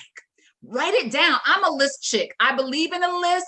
You know, I used to be part of the anti-list committee just in life, but I tell you, the more I do lists, the more clarity I get, the more consistent I get, the more productive I am. So get clear on what you want by writing those things down. Number 4, I talked about the social and self-awareness, just heightening that. Journaling helped with that quite a bit. Step 5, the process and evaluation. What is your dating process, right? Set some standards. What does a man have to do to go out with you? Where do you want to go? What's your ideal date? Where would you like to hang out? Write those things down. 6, positioning yourself, right? But you have to do step 1 through 5 before you do 6, because you cannot show up the same way in different places and expect different results. You have to show up differently.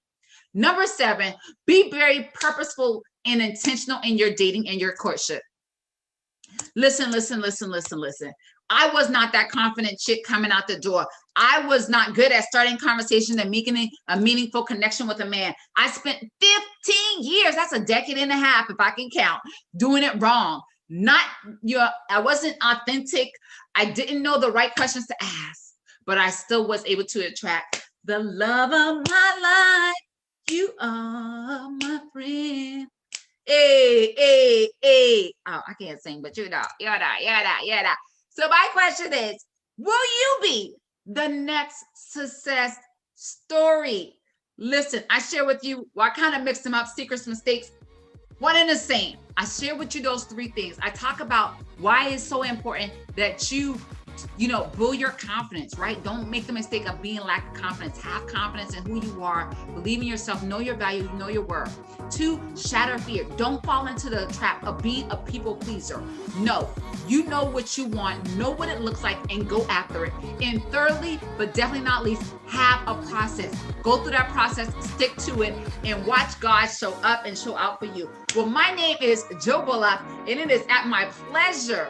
It is truly at my pleasure to serve E.R. Spalding in the amazing woman of BlackWomen Confidential, Secrets of a Black Woman on the Rise. Hey, we're moving on up. Let's go ahead and get it. So until next time, be blessed. Thanks so much for joining this session, and continue to connect with me and continue to enjoy this amazing event. Be blessed. Have a great day.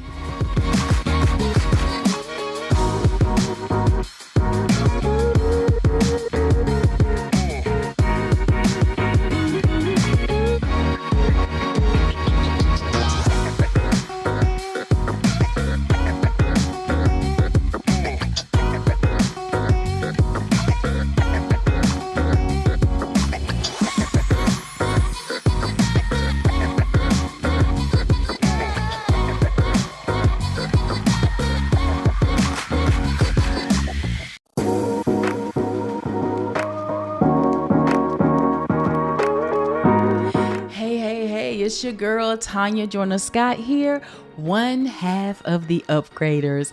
Come on in. Come on in, come on in, come on in. Invite others, get those tickets out there. This has been an incredible and amazing week. We can't help but grow. And I'm so grateful and honored to be with you on today, just to be able to share a little bit about my own rise and my secrets, the secret that I have for rising and being able to have the successes that I have had in life. And I'm going to tell you right now, it is something to share. And I love it because oftentimes we hear so much. The very thing that I talk about, the very things that I deal with, many people can even share and talk about how the way we think has everything to do with what happens in your life. And so many times we wonder well, how do I change that? What exactly does that mean for me? And I'm going to tell you, that's what I had to find out. This is what happened for me that put me on a different playing field. And it allowed me to pretty much get out of my own way. It's the secrets to getting out of my own way, my family's way, and most importantly, God's way. See, I used to make excuses and I hid. And I found reasons as to why I should not, opposed to why I should, when it comes down to moving in business, when it comes down to trying new things that was going to challenge me and help me to actually elevate in life, with my business and just becoming an entrepreneur. So I want to talk to you a little bit, and I want to give you a little bit of a history first. And I actually sat down and put me some notes down either because I didn't want to forget anything that I wanted to share with you, because this is so important to me. And like I said, being here on this platform, these are things that I honestly believe that we need to know and we need to understand so that we can do something about it as we grow in life. Now, go back with me a little bit, because with me growing up with that low self-esteem and not having the confidence and making excuses, where did it come from? See, this is the question that I had to ask myself. Now, what in the world? Where did this come from? And as I began to search and as I began to grow, I learned and I realized that there are experiences that I had in life that had much to do with the cap that I had put on myself. I remember in 5th grade, there were 2 friends that I had, very close. So I thought, it's 5th grade, but these are my 5th grade girls, sleepovers and all of those things. But one day they decided that they didn't want to be my friend anymore. So they came to me and they told me, we don't want to be your friend. I don't know why. They didn't give me reasons or anything like that. They just said, we just don't want to. What did I do? A few months later, they decided, okay, we're your friend again. So they come back into my life and I let them in. Now, why did I do that? Some of you may say, well, I wouldn't have never done that, but I did. Now, when this happened, I didn't tell anybody. It went on the inside. It was seeded and it took root. It began to grow. It was watered.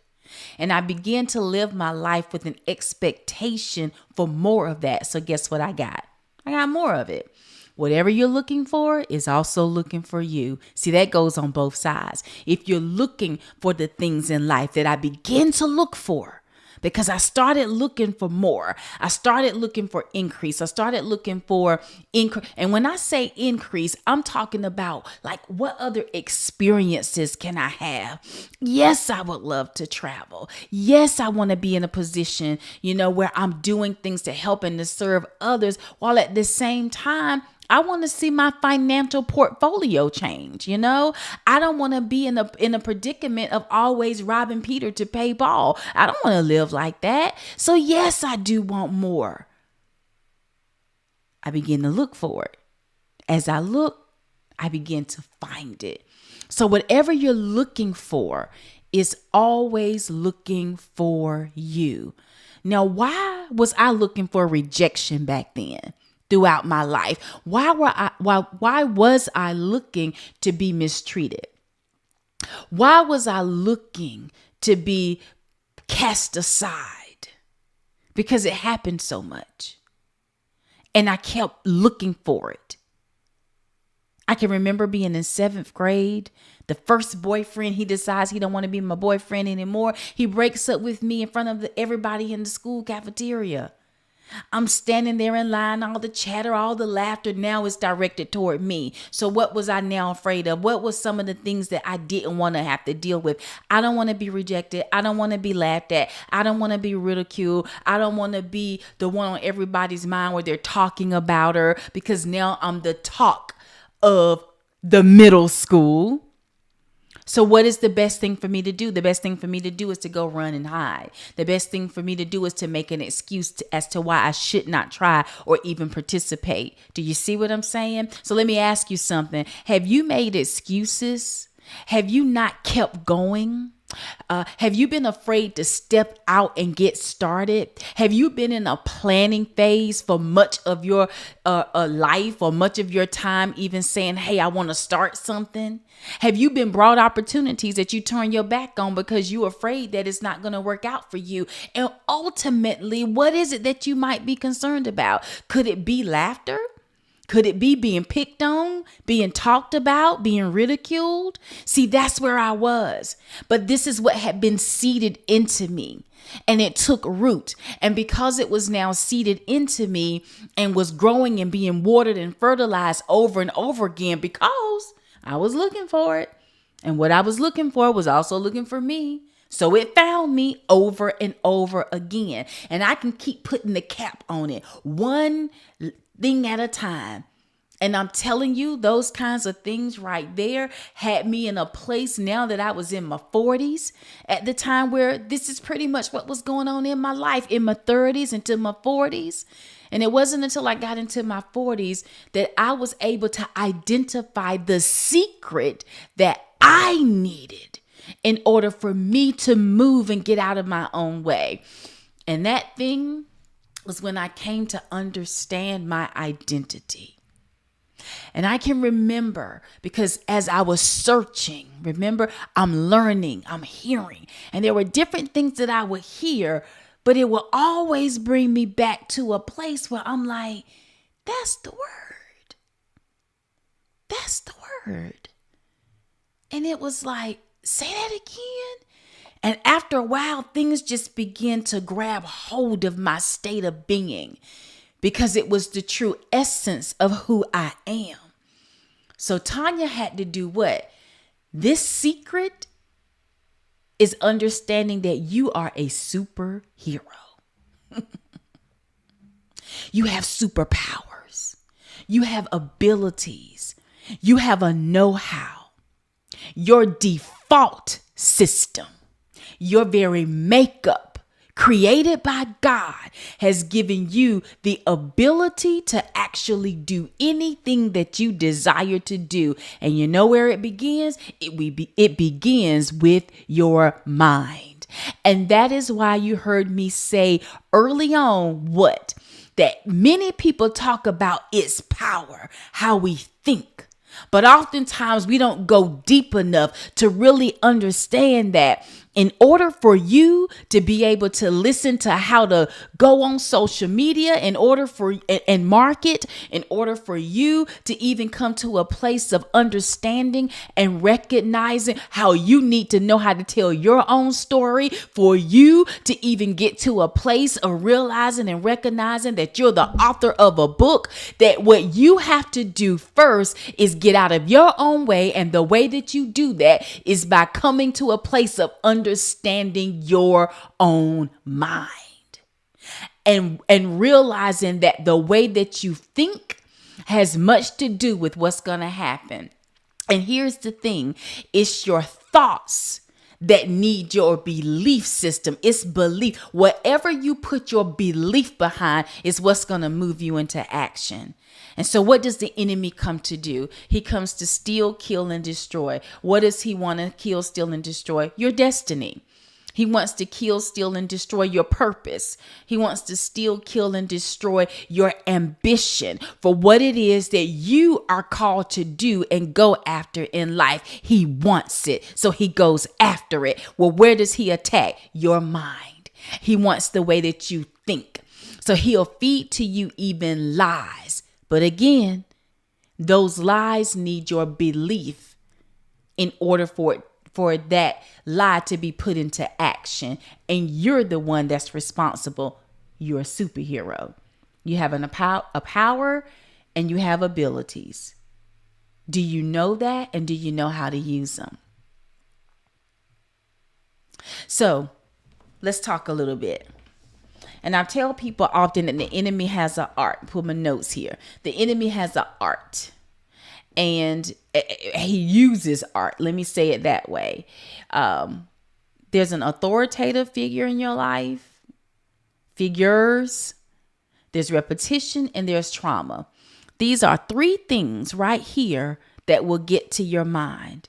An authority figure. Who is it? That's, mommy and daddy, grandmommy. It could be a teacher, the police officers. There are different people in our lives who has an authority at higher rank. And it's what it is that they say. And think about growing up and coming up through the years, and whatever it is that they say is what goes. There are people that we're taught to listen to no matter what. So that's an authoritative figure, and they have much to do with how thoughts and information comes into the mind and what it is that we believe. Okay, that's one thing. Then repetition. If it keeps happening over and over and over again, if you keep thinking it over and over again, saying it over and over and over again, repetition. We hear repetition is the mother of all learning. See, there are things that you actually do, hear, speak, say, all of that over and over again. And once done repetitively, what happens? It takes root. So now here's another belief system for you. This is another thought process for you. This is something that you believe. Why? I've just heard it so much. It's kind of all I know. Is now embedded in the subconscious mind. And then there's trauma. There could have been an attack. There could have been abuse, an accident, all kinds of things that would just happen that would shock you. And when it does, that emotional attachment to that traumatic experience would also be lodged into that mind. And so there are things that could bring it back from smelling something. These are our senses. We could hear something, we could see something. And then all of a sudden, I'm a bit disturbed within my state of being. Why? Because that smell, that sight, that sound, that place, whatever it may be stimulating a traumatic experience that happened that brings about fear. And again, we have the tendency to go into a protective mode. And that protective mode may mean, let me pull back, let me go into hiding, let me not say anything, let me not do anything, because I don't want that to happen again. Whatever it is that makes me feel this way, I don't want to go through that again. I don't want to be laughed at. I don't want to be picked on. I don't want to be ostracized, whatever the case may be. So then we end up making decisions to put us into a mode of protection instead of stepping out of those comfort zones that are there. I hope you're getting something from this right now. Because see, what I want you to get right now from me most of all is an understanding of everything that's being put into place, an understanding of the things that's been happening throughout your life that could possibly be causing you not to move to those higher levels and elevate to places that are for you, that are there waiting for you, that are already manifested just from a state of belief. But it's a matter of us going after it, for us to really just behold it, for us to experience it in the natural. It requires your faith, and your faith is what moves you to action for a thing. So I want you to catch something right there, because a lot of times we have the faith, we have a desire for, but we don't have the faith for it. See, those things need to line up. Is what it is that I want, but at the same time is what I believe. And when those two things come together and are attached, that's when you'll really begin to see the manifestation of it in the natural. Why? Because the action is being put behind what you're believing for. It is powerful. And that's also an ability that you have. Remember, I told you, you're a superhero. So even though the enemy can use any of these ways to come after you, you still by default have the ability to come up and change things within your life just by the way that you think. And it's when I came to understand my true identity. And this is why when people hear me say, when I say you got to know who you are, I'm taking it deeper from a skill set. I'm taking it deeper than a gifting. I'm taking it to your default mode. I'm taking it to you being God's created image. You were created in his image. You were given abilities to create that was given to you by him. This is who you are. This is your true identity. What are you doing with it? Do you even understand it? See, by default, and these are things that science is now proven. Science is, and I'm saying, I use that loosely because it needs no proof, but science is now in a place where it's showing us the hidden gems of God, the hidden gems of his word. Okay. And so now what is science showing? Science is putting us under microscopes, and it shows our default system as being wired for love. It's within each and every one of us, basically, that we're positive beings. We're not even negative beings. See, these are things that's fueled. What did I tell you the enemy is after? He's after the mind. He's after how you think. So what's happening is here we are as these positive beings. We're wired for love. We have joy. Even if something comes up that happens to us that doesn't feel quite right, we feel a war going on because we have the power and the ability to turn those things around ourselves, and it begins here. It's amazing. You are a triune being. You are a spirit living in a body, and you have a soul. Your soul is your mind, your will, your emotions. What is this? This is your ability to think, feel, and choose. These are powers. Come on. The tree in your yard, it doesn't have the ability to decide where it will be planted. It doesn't have the ability. We had a tree cut down in our front yard. All right. That person who cut it down, that team, they decided where it was going to fall. They decided what side they was going to hit it on for it to fall in the direction that they wanted it to go, and not on our house. That tree doesn't have that power. Even if a tornado hit, a hurricane, strong winds, that tree still doesn't have the power to make the decision to move to another area away from the storm.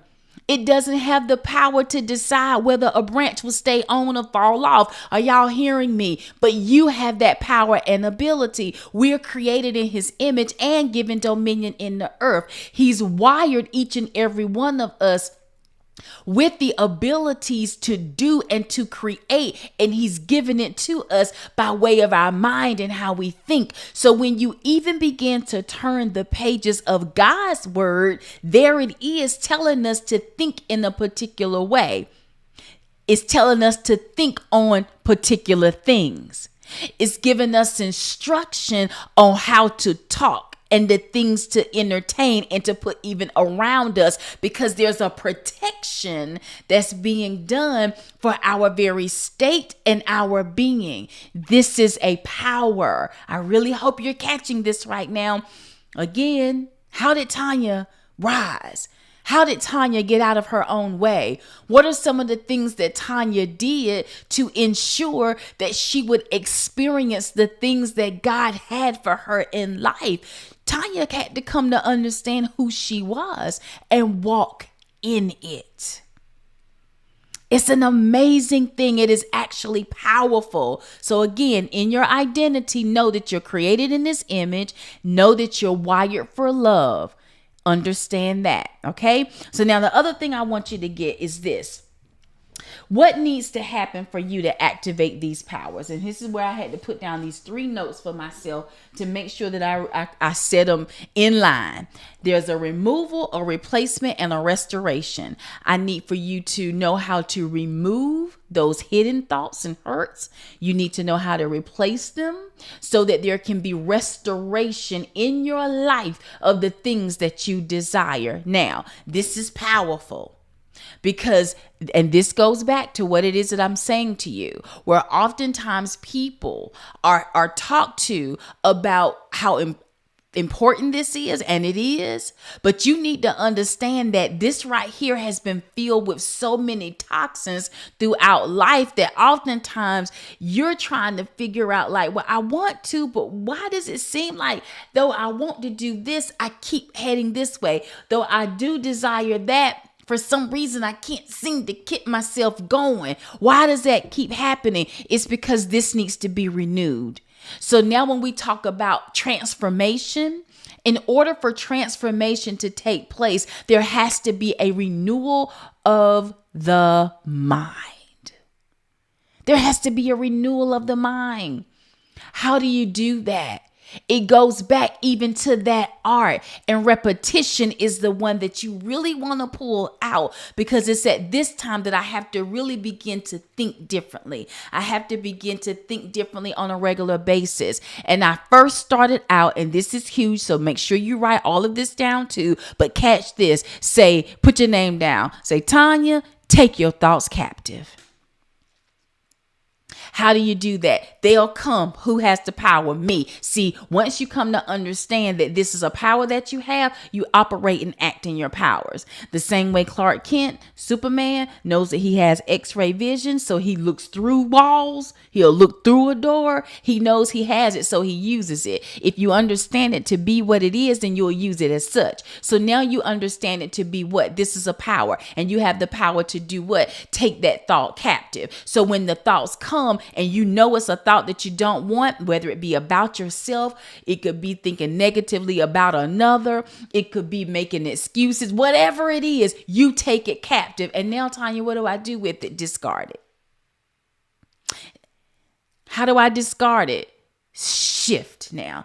You even say, nope, take it. That's not me. That's not who I am. And you shift and you go to who you are. Or you even begin to think about other things. You begin to think about other things that you desire, what you want.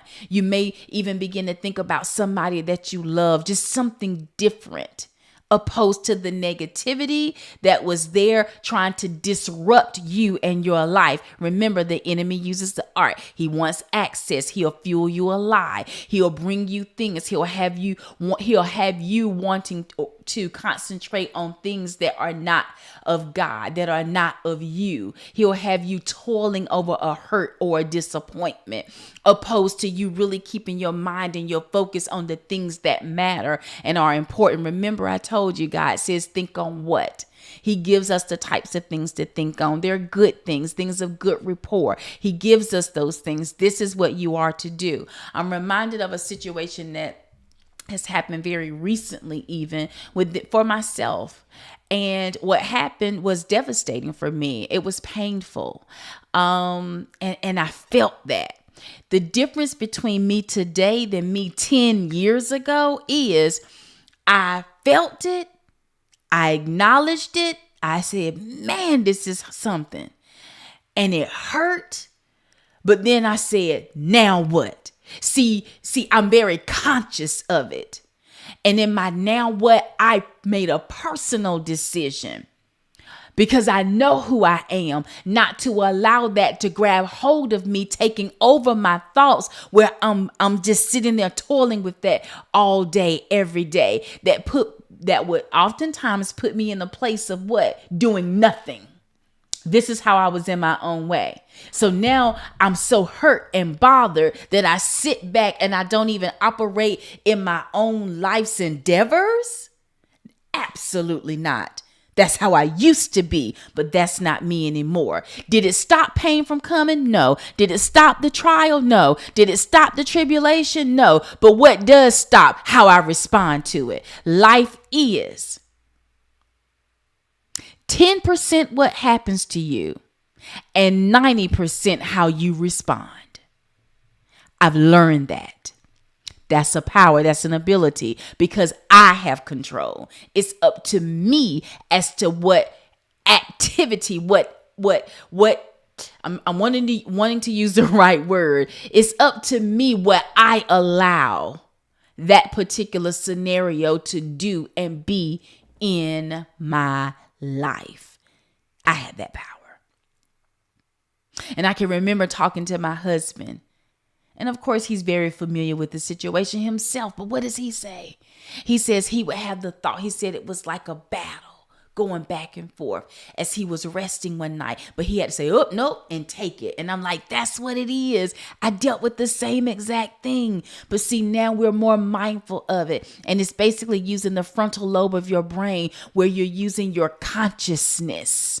And it's when you're operating in this conscious way that you're now giving your brain instruction on what's important to you. See, the mind has thoughts. The brain will grab hold of the thought to store it, to create what is called a neural pathway in your brain throughout your mind. Okay, it's going to create this pathway of importance to you to say, this is how you really feel. This is what you really think.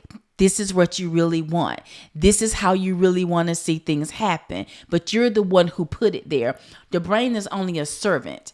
The mind is what has the thought. You take thoughts captive. If you like it, keep thinking it. If you don't, discard it, replace it. So you're going to replace it. You're going to remove it, captive. You're going to replace it. Now there's going to be restoration that comes into your life of you, the true you. And this is what I had to do. This right here is one of the most unbelievable things that any one person, male or female, could come into understanding that will have them living the lives that God destined for them to live. A life of abundance, and I'm talking in every area. What are some things that you're going to find? And I made sure I wrote these down because I need you to understand how powerful it is. Because this is what you're going to expect now and what you can expect for yourself just from operating in a way where you know that I'm the one responsible for me. And it has everything to do with how I think. It has everything to do with how I process information. It has everything to do with how I feel. All of these things working together. Because what you think, those emotions, the feeling behind it, it leads you to action. That's choices. So when you understand and know that God has given all of us free will, He's like, I've given it to you. I've given you the ability. I've given you the power. I've given you what it is and how to move forward. I've given it, but it's up to you on how you use it. It's up to you on how you think. It's up to you on how you choose, how you feel. It's up to you. So make sure that you keep this clear. Make sure it stays in line with the things that I'm telling you to keep it in line with. Make sure you understand and know that you don't give it over to the enemy. Because I didn't create you that way. I created you perfectly. Ecclesiastes 7:29. I created you perfectly. By default, you're created perfectly. By default, there's nothing wrong. By default, you know what to do. By default, you're happy. By default, you're full of joy. By default, you're grateful. By default. By default. So if there's anything working in opposition to your default mode, it's because you're feeding it with thoughts and that form into beliefs that move you to action that's not in alignment with me. But you also have the power to change that. You have the ability to change that. You don't have to worry about what people would say, do, or think. Don't matter. You don't have to worry about disappointments. You won't even see it the same way. You won't give up. You won't take things personal. And that kind of gets into what I was saying. This is me. I came to know and embrace my true self.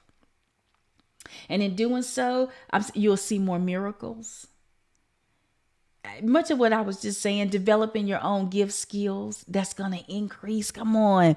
Improve relationships, gratitude, celebrating others, helping others, not being jealous of others. See, all of these things will just come out and will grow more naturally.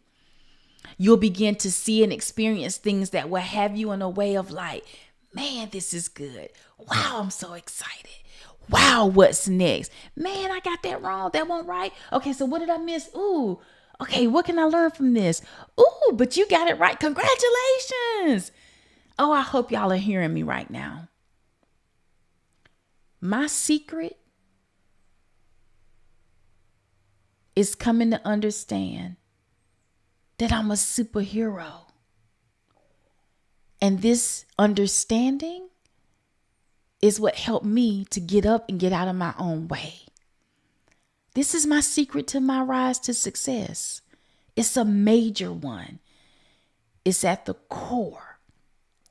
Because with it, now I'm able to take on all other information that comes my way to teach me and to show me how to do things, because I'm no longer now looking at things to say, I don't think I can do that. I don't, no, that ain't for me. No. When all the time that it is. So I want you to get out your own way today. I want you to grab hold of your true self, your true identity.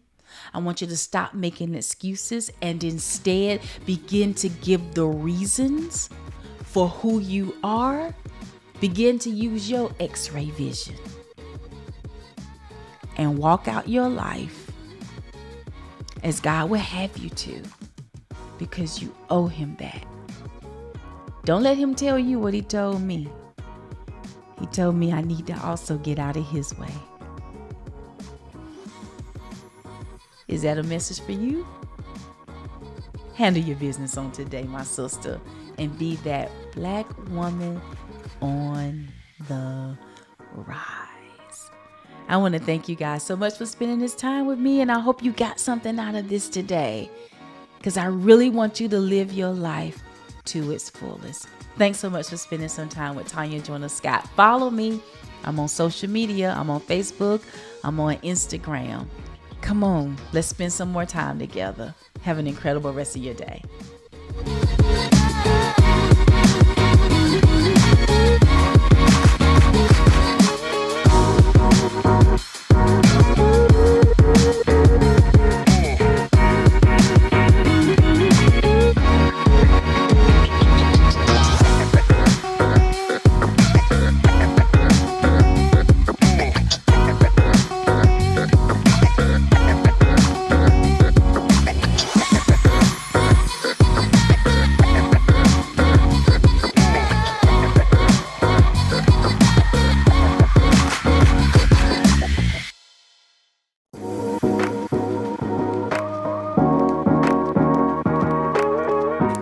I know women, Black women, who ain't afraid of nothing and nobody. God bodies, aunts, cousins, and mommies. Armies armed with sage and collard greens. Scarlet queens with street smarts and deep hearts that beat to the rhythm of greatness. Matriarchs in the matrix, amazing angels on earth but not of it, fly above it, think nothing of it, so loving they practically glow, reap what they sow. So harvest is year round. Turn sand to fertile ground with sheer will and hard work. Guys in skirts and combat boots. Compact brutes who take no prisoners. I know commissioners of calm and peace with callous feet who beat the streets black and blue, protecting you before you were thought of. I know love and flamethrowers, garden growers and soul restorers. I know Moors who soar, still soar from their last mission. I know why God created women so loving and godly. I know sisters, my sisters, who ain't afraid of nothing and nobody. Flamethrower. Happy International Women's Day, y'all. Peace. I know women, black women, who ain't afraid of nothing and nobody. God bodies, aunts, cousins, and mommies.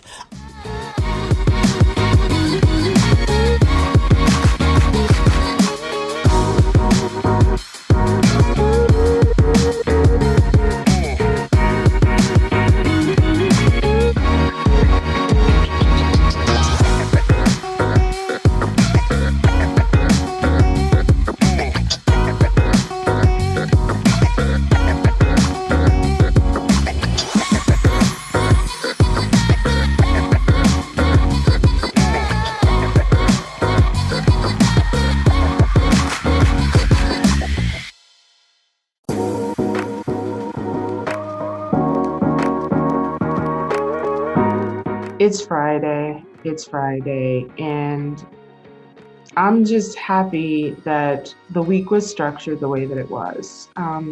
Love and intimacy is definitely a more intimate topic. And we know that throughout the years, there are probably some conversations you wish that you had had with other people. There are probably some stories that are still inside of you that have never been told. And we want to make sure that one, you're absorbing, you've heard about the perfect average day, not being a victim of loss, being satisfied as a Black woman, and then being resilient.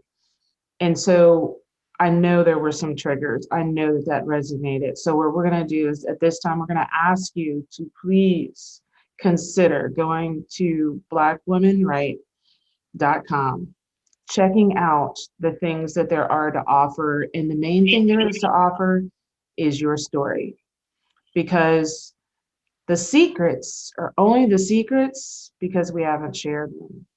But in order to educate others, for others to feel as if they aren't the only one, then they need to hear your story. So again, go on over to BlackWomen with an A, right?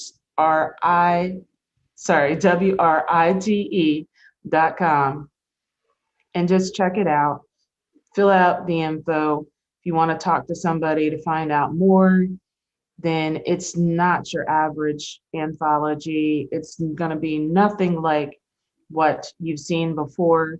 The marketing is going to be put in place. There are 2 workshops that go along with it to help you write your part of the book, your chapter. But really, it's already been written. You just need to either verbalize it or write it down on paper now. The other thing is, I'm excited, before we give you the lineup, to talk about the trainings tomorrow. These trainings are lined up, and you've gotten some of them. There have been some workshops that have been going on throughout the week, but tomorrow you're going to have a lineup. Christy Staples is going to be in the lineup, Dr. Shauna Lewis, Nina, the LinkedIn Queen, Abdul Wakil. Lethea Owens is going to be back, and she's sprinkled all throughout the week, but there's reason for that. We've got Kim Warren Martin that's going to be here, JJ Conway, Alicia Brooks, Tyria Hodge, and more. So I didn't, charge it to my list in my head, not my heart. There are more trainers tomorrow too. Those are just a few of the trainers.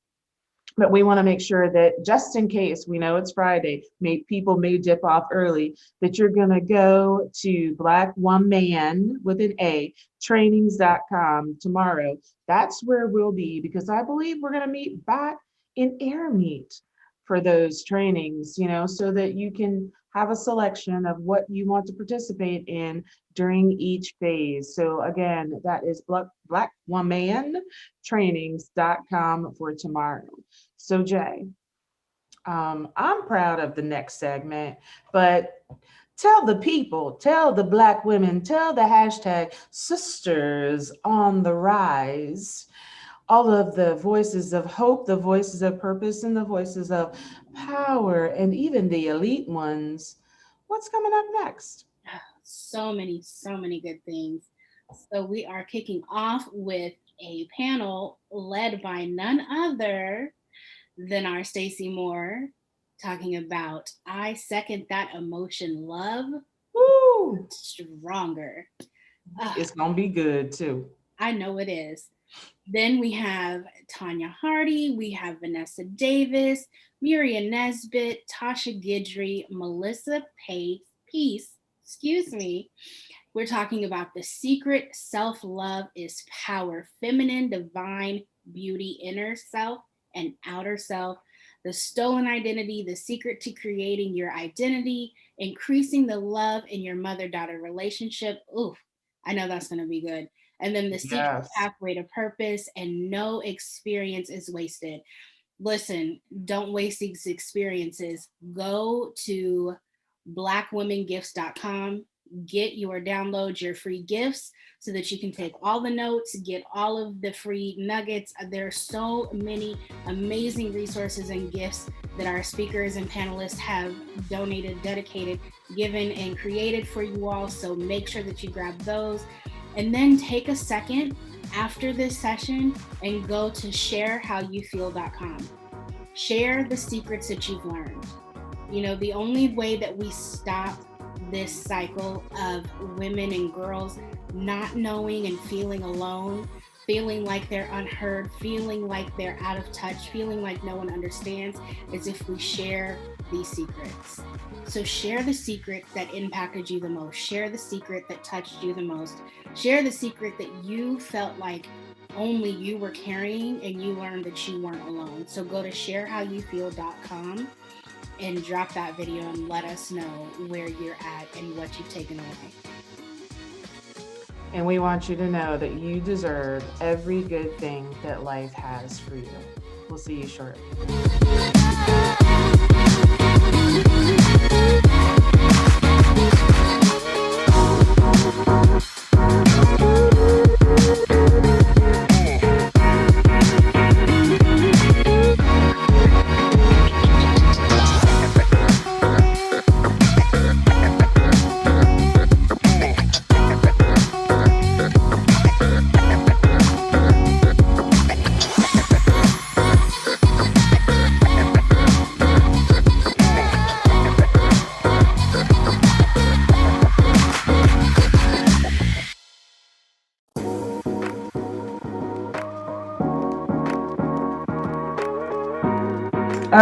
All right. So we are here today. We are on day 5 of Black Women Startups, Black Women Confidential, hashtag Sisters on the Rise, or Black Women on the Rise. Today, the day is Black Women, Love, and Intimacy. So I've got a fabulous panel here today, and we were having some conversation privy there are some secrets that we haven't talked about. These women are fabulous with their history, with their herstory, and the future that they're looking at. So I'm going to allow each one of them to introduce themselves after I say I am the operator known at connecting small business owners to the resources that they need. In case you didn't know, you need to have a conversation with your mother, your grandmother, your sister, your spouse, your children, your girlfriend, the people that you don't know about love and intimacy if we're going to change the ways looking into the future of a Black woman. So the next person I'm going to go ahead, let me see to my left or to my right. Let me go with the CEO and founder. I know y'all can't see all the name on here, but we're going to get Miss Semper to come through and talk to us. Go ahead and introduce yourself. Tell us a little bit about yourself and why you chose love and intimacy. Okay, my name is Leticia Semper. I am CEO of Cynthia Semper Travels and founder of Self-Parency, a personal transformation life coach. And I chose love and intimacy because love and intimacy is everywhere. It's from when you started as a young adolescent, growing up in high school, throughout your young adult life and life itself. Love is just something that it's in all of us. And I chose it because I've been through where I've fallen madly in love and where I've unfallen madly in love.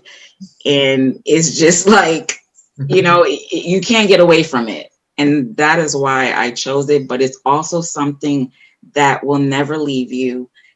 And it's also a good thing. And that's why I chose to speak about it, because I'm here for it. Ooh, that sounds like a Black woman confidential. Yeah. So, Dr. Ariel, what about you? Yes, so I'm Ariel St. Fleur, and I am ecstatic for us to be having this conversation just as girlfriends. And love and intimacy is just like Latasha said, it is a part of the fabric of who we are. We weren't created to do life alone. So even from a perspective of sisterhood, just having these conversations is amazing.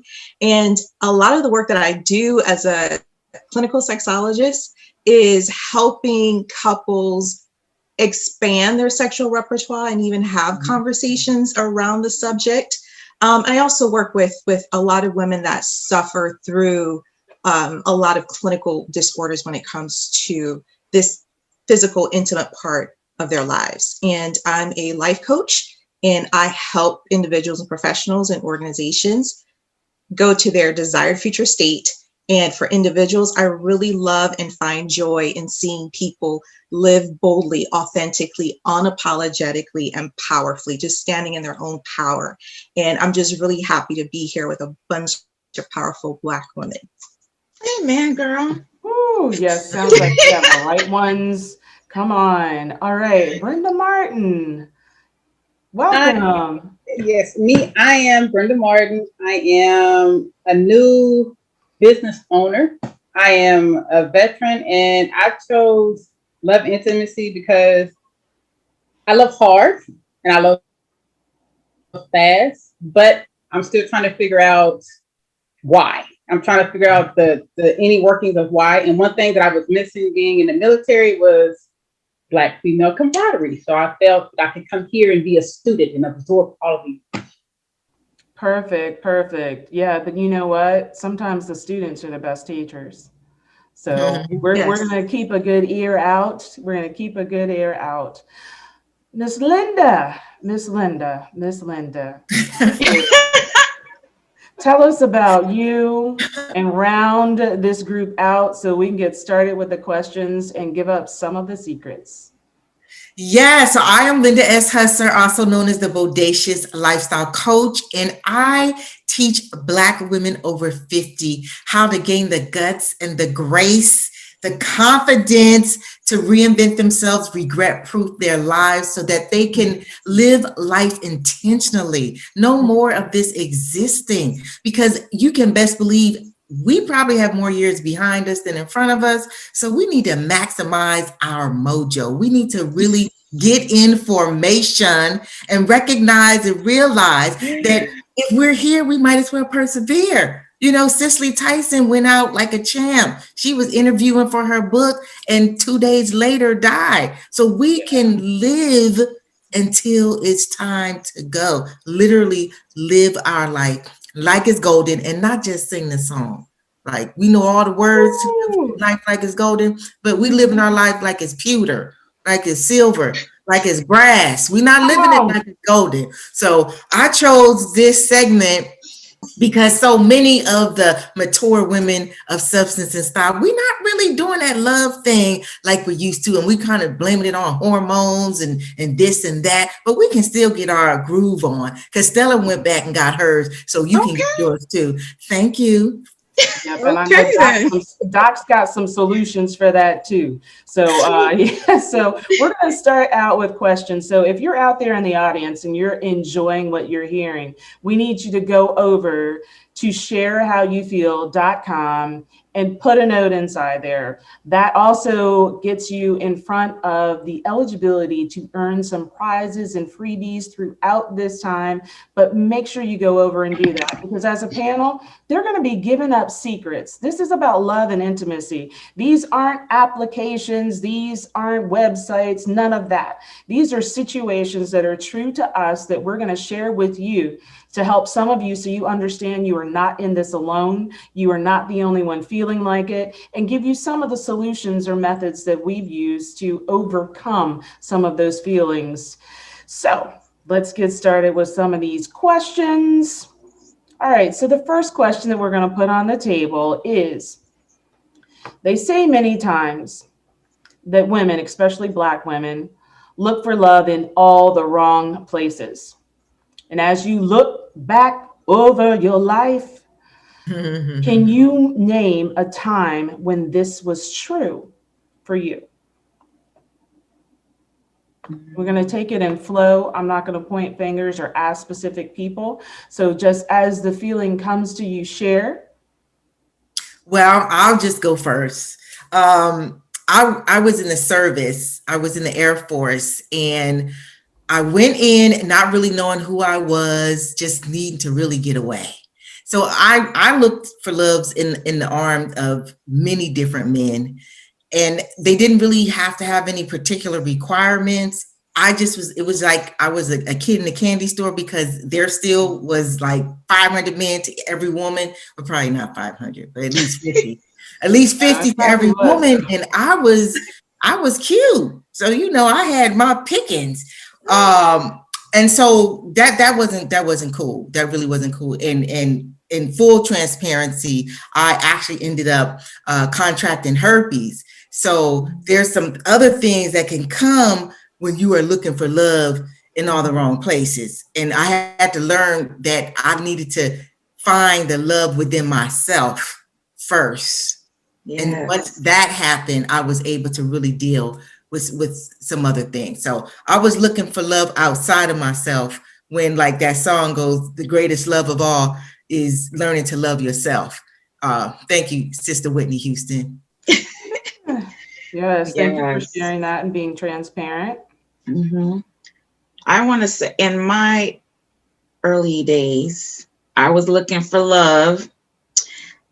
Well, wrong place, because I saw this guy, he looked like a gangster, like had a gangster lean, he had money, and I fell in love with that. Like, it was like, and with that didn't help out, because when I went to go end it, I found the barrel of the gun to my head, because he said, if I can't have you, no one else can have you.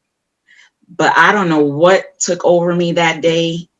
Young and dumb. I'm going to say young and dumb, because I said, if you're going to shoot me, I'm going to turn around, I'm going to walk out this door. And if you're going to shoot me in the back, you're a coward. But I'm going to walk out this door. And I walked out the door and never looked back.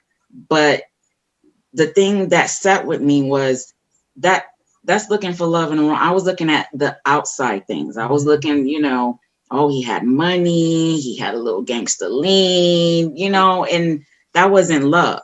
And I could have died that day, So things come when we look for love in the wrong places, something else could come along with it. Mm-hmm.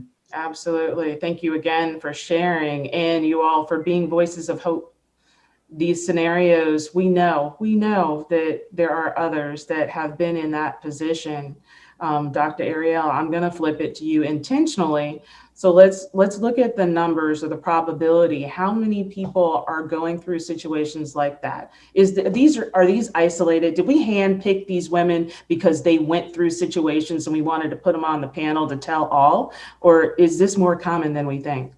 This is more common than we think, and a lot is underreported. It's even when it happens to men, believe it or not, it's underreported. And because there's so much shame that comes, until there's healing, there's this cloud of shame, right? And because of that, we don't really speak up. And especially in, the Black, Indigenous, and people of color community, let's just say it that way, whether you're from the Caribbean or you're from the mainland, the idea is you keep your business to yourself. You don't go outside. You just keep it all in the house. And so many of us suffer in silence. So I don't have an actual number right now that I could verify through research, but just anecdotally, I would say it's 1 in 2 women have had a very unpleasant and almost life-threatening experience in a relationship. I mean, even for myself, for me, mine was different in the sense that love led me to a dark place, but it was a dark place in terms of self, because the individual that I had dated, I didn't know what it was to be a narcissist was. And so in that situation, it started to have me question who I was. And so it was almost like, okay, well, what's wrong with me? But there wasn't anything that was wrong with me when you're dealing with narcissists. And I work with a lot of women that are recovering from being in relationships with narcissists. The whole idea behind that is to literally break you down. Like, I'm a woman of faith, so I believe we're created in the image of God.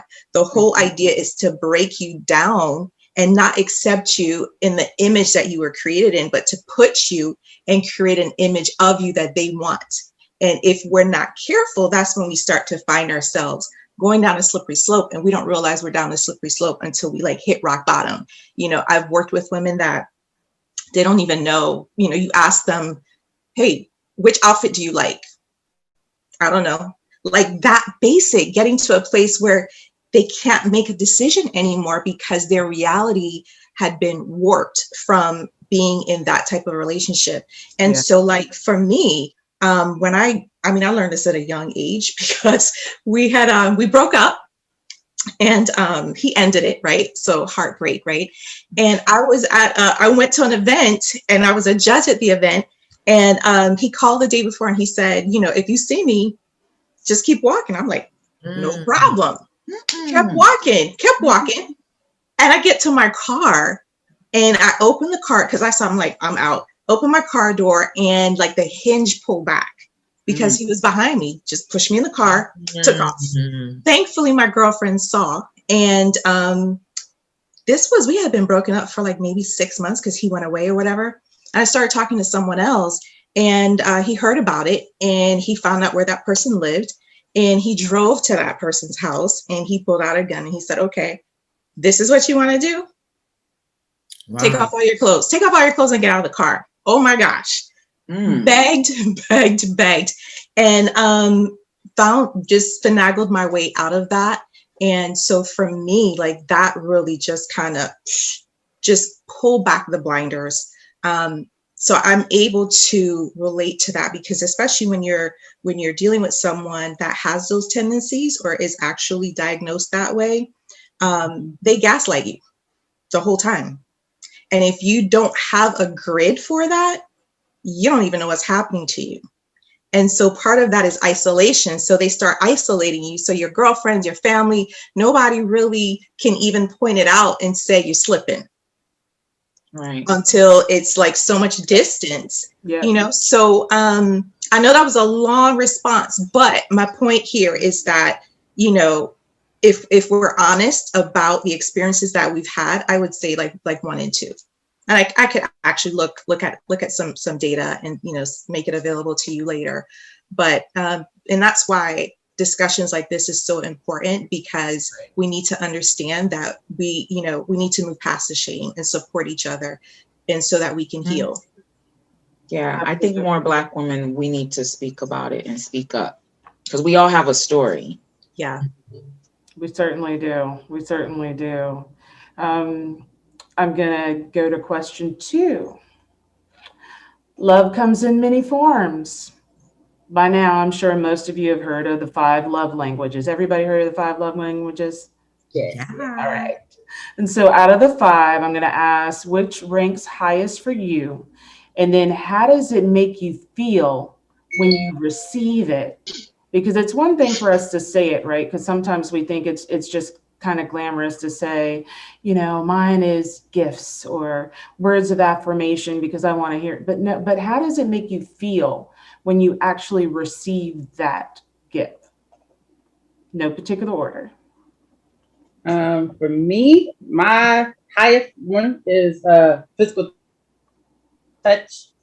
It's I'm a touchy feely person. I'm a very affectionate person. So to me, it's more of the I'm a hugger. So every time I go into a room, I'm hugging somebody. I'm loving on. So that's what they call me. My mom always calls me the lovable one, because I'm always hugging or loving on somebody all the time.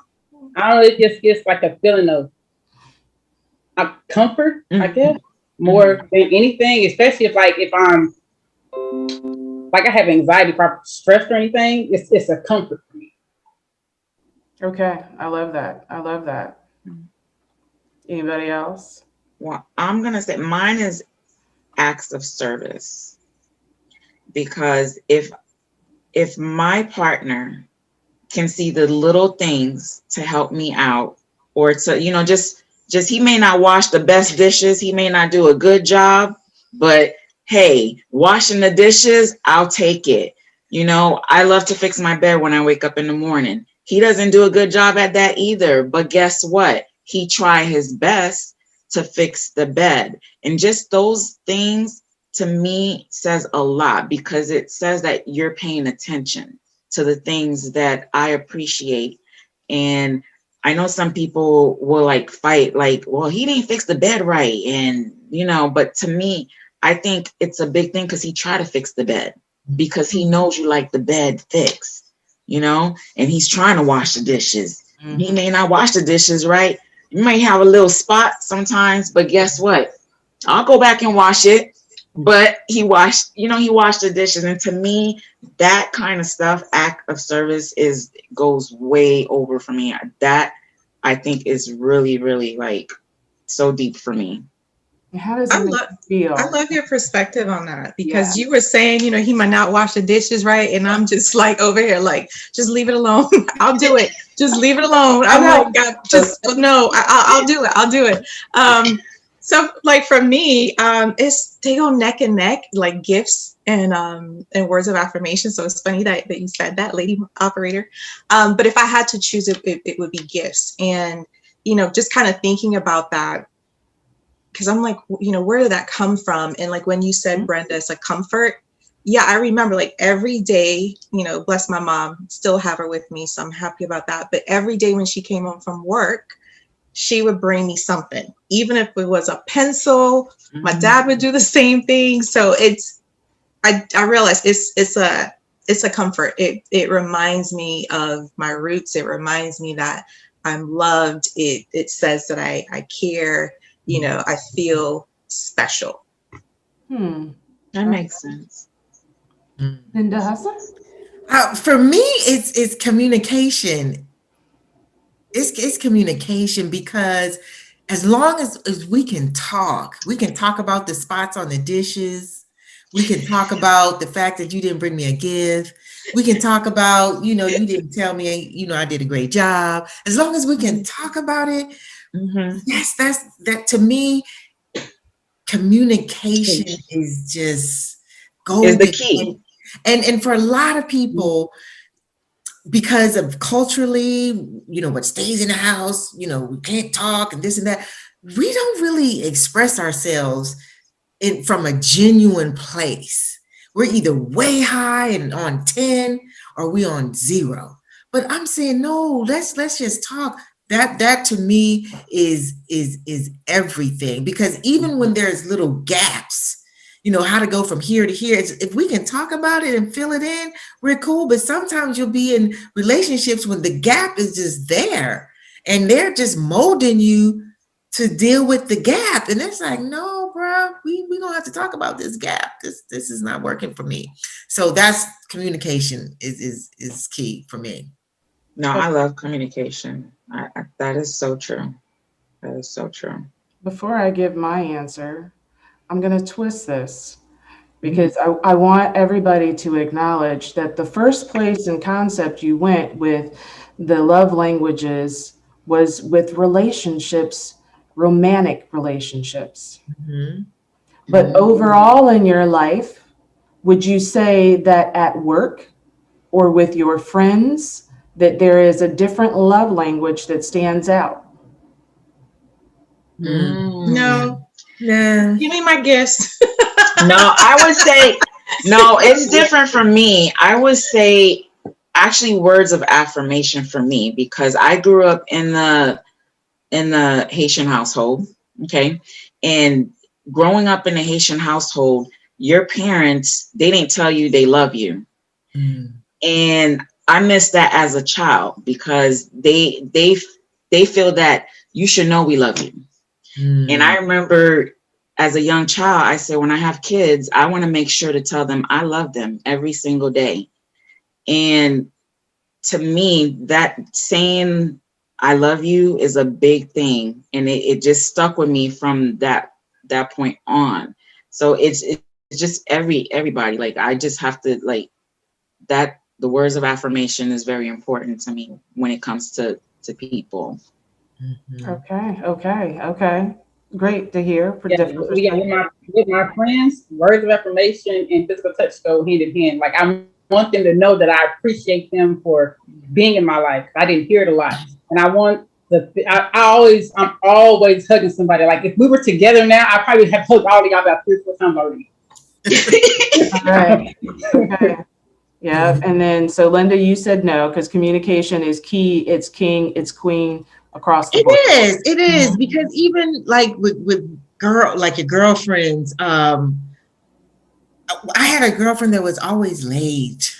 And just one day I just told her, I was like, you know what, this is so not okay with you always being late, holding us up. We trying to get to the club before 9 o'clock because we're not trying to pay. And she'd have us late all the time. And I was like, you know what, she's not going, because I don't have no money and I'm trying to get in the club for free. Okay.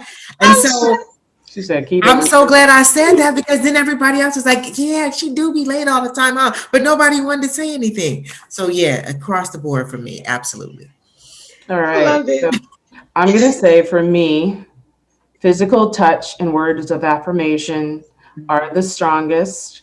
I am definitely, so Brenda, we would be like the little cartoons of the girls hugged up and, talking to our friends and touching everybody. And yeah, I'm definitely that way. So I am a toucher. When I talk to you, I had to be careful about that, because there are some people that don't like to be touched. So I try to be mindful of that, but I'm definitely a toucher. I'm a handshaker, a hugger. If I feel your vibe is right, I'm going in for a hug initially, even if I've just met you. I am that girlfriend that holds your hair while you throw up over the toilet. That's me. Now, the words of affirmation, I had to clearly define this. So I am of the over 50 crew. I'll be 53 in June. And don't look it at all. Told you that black don't crack. And I had to start looking at, because people were saying, well, you want recognition, you want kudos, you always want us to, put you out front to say that you did it. And I said, it's not that. I never have to be seen, but I just want you to affirm that what I did was of value. So then I can do it again. Because if you don't affirm it, then I don't know whether it was good for you, whether you valued it, whether I should do it again or not. But if you affirm it, then I know, oh, okay, well, I should do this again, because it may be an act of service. It may be, it may be physical touch. There are people at church that when you sit next to them, you gonna have to hold them because they're gonna cry and boo-hoo and all of that. I just want you to affirm and say thank you afterwards. Then I know you appreciated it and I'll do it again. And if you don't say anything, then I'm probably gonna sit somewhere different the next time because I don't feel like you valued what I gave you and I'm constantly giving all the time. So for me, and I took the words that people were saying. You want a trophy, you want an award, you want to, and I started having that feeling myself of, is that what I want? Am I doing this for show? Do I just want kudos? Or why am I doing it? And it took me 2 years to come to the realization. Yes, because I had to stop and pause and ask myself, because the first thing I actually did was I started asking other people. Do you think does it seem like to you, how do you feel about, or how does it make you feel when I say, oh, you didn't even say thank you. I'd be joking, but not really joking, you know? And I had to then stop doing that and say, Stacey, how do you feel each time afterwards? What is it you really wanted to get out of it? Hence why I asked, how does it make you feel afterwards? So then I feel fulfilled. I feel like I can check it off after I've done it. And then sometimes I was actually feeling angry and resentful for doing things because, I really go out on a limb and nothing said. And you was looking for it. You were looking for something to be said. And wow. I mean, what you just shared, I mean, I know we're talking about love languages and, in context of relationship as well as friendships. But what you just said in terms of the insight and taking time out to really think about what you were thinking, to think about what you were feeling, and to really get clear on that and then move forward from there. That's so powerful because so many times, whether it's because we're juggling 5 other things or taking care of other people, we don't really take time out to think about what we're even thinking, what we're believing, and what we believe and what we think is what drives our behavior. And so we don't take the time out to just kind of get quiet and get centered and really get in touch with who we are, as just as a woman, as a being, just as a being, right? If we even just remove gender, but just as a being, an expression of divinity here. We don't take time out to do that. So being able to do that that's just powerful. And it's something that, I think that we all would benefit from in making it a daily practice. And if we can't make it a daily practice, I encourage, to at least make it a weekly practice. Just put aside, 20 minutes, maybe start with 5 minutes, start with 10 minutes. And this is apart from, or separate from, I would say, from your whatever spiritual practices you have or whatever faith someone might ascribe to. Because a lot of times, particularly in a Christian community, like, well, I take time out to pray. Okay, that's great. Not saying not to pray, but if you pass yourself on the street, if you pass your spirit on the street, would you recognize you? Yes. That's the question. Right. So that's powerful what you just shared. It's the self-care and self-awareness. Well, and now to say at 27, I wouldn't have done that. I would have been just this fighting words. What you mean? I need to check myself and I just want kudos. Yeah, I want kudos. I just took you to the store and took off half of my day at work so that you can go to the store because you didn't have transportation so the kids could eat tonight and you can say thank you. Yeah. You know what I mean? You couldn't take all of your stuff out of the car when you got out talking about I forgot and can you bring it back and all of that, but you still didn't say thank you. I think because it's expected of us and we're supposed to just take it and not, no. Especially when you are a giver. You know what I mean? When it comes natural, like some people just aren't natural givers, they're takers. And so they're operating from that vein and you're operating from, I see a need and I'm going to fill it. Probably put gas in the car too, but that's a whole nother story. But you know what I'm saying? Yes. Yes. Yes. Yes. Yeah, In one it's a incident, had a definite car boundary. accident. Yeah. Oh, It's a definite boundary when you're a giver. It's a definite boundary that you always run into because it's always they expect you. They call you because they expect you to do it. They wait for you to do it because they expect you to do it, and there's never a sign of appreciation. They just I'm gonna call her because I know she's gonna do it. I'm gonna see what she's doing because I know she's gonna do it. Mm-hmm. Because takers take, and they're very perceptive. Like they have this sense, this discerning spirit, and they just hone in because they know that's what you do, right? So Yeah. So all right, good let's topic. Good topic. let's go to question 3.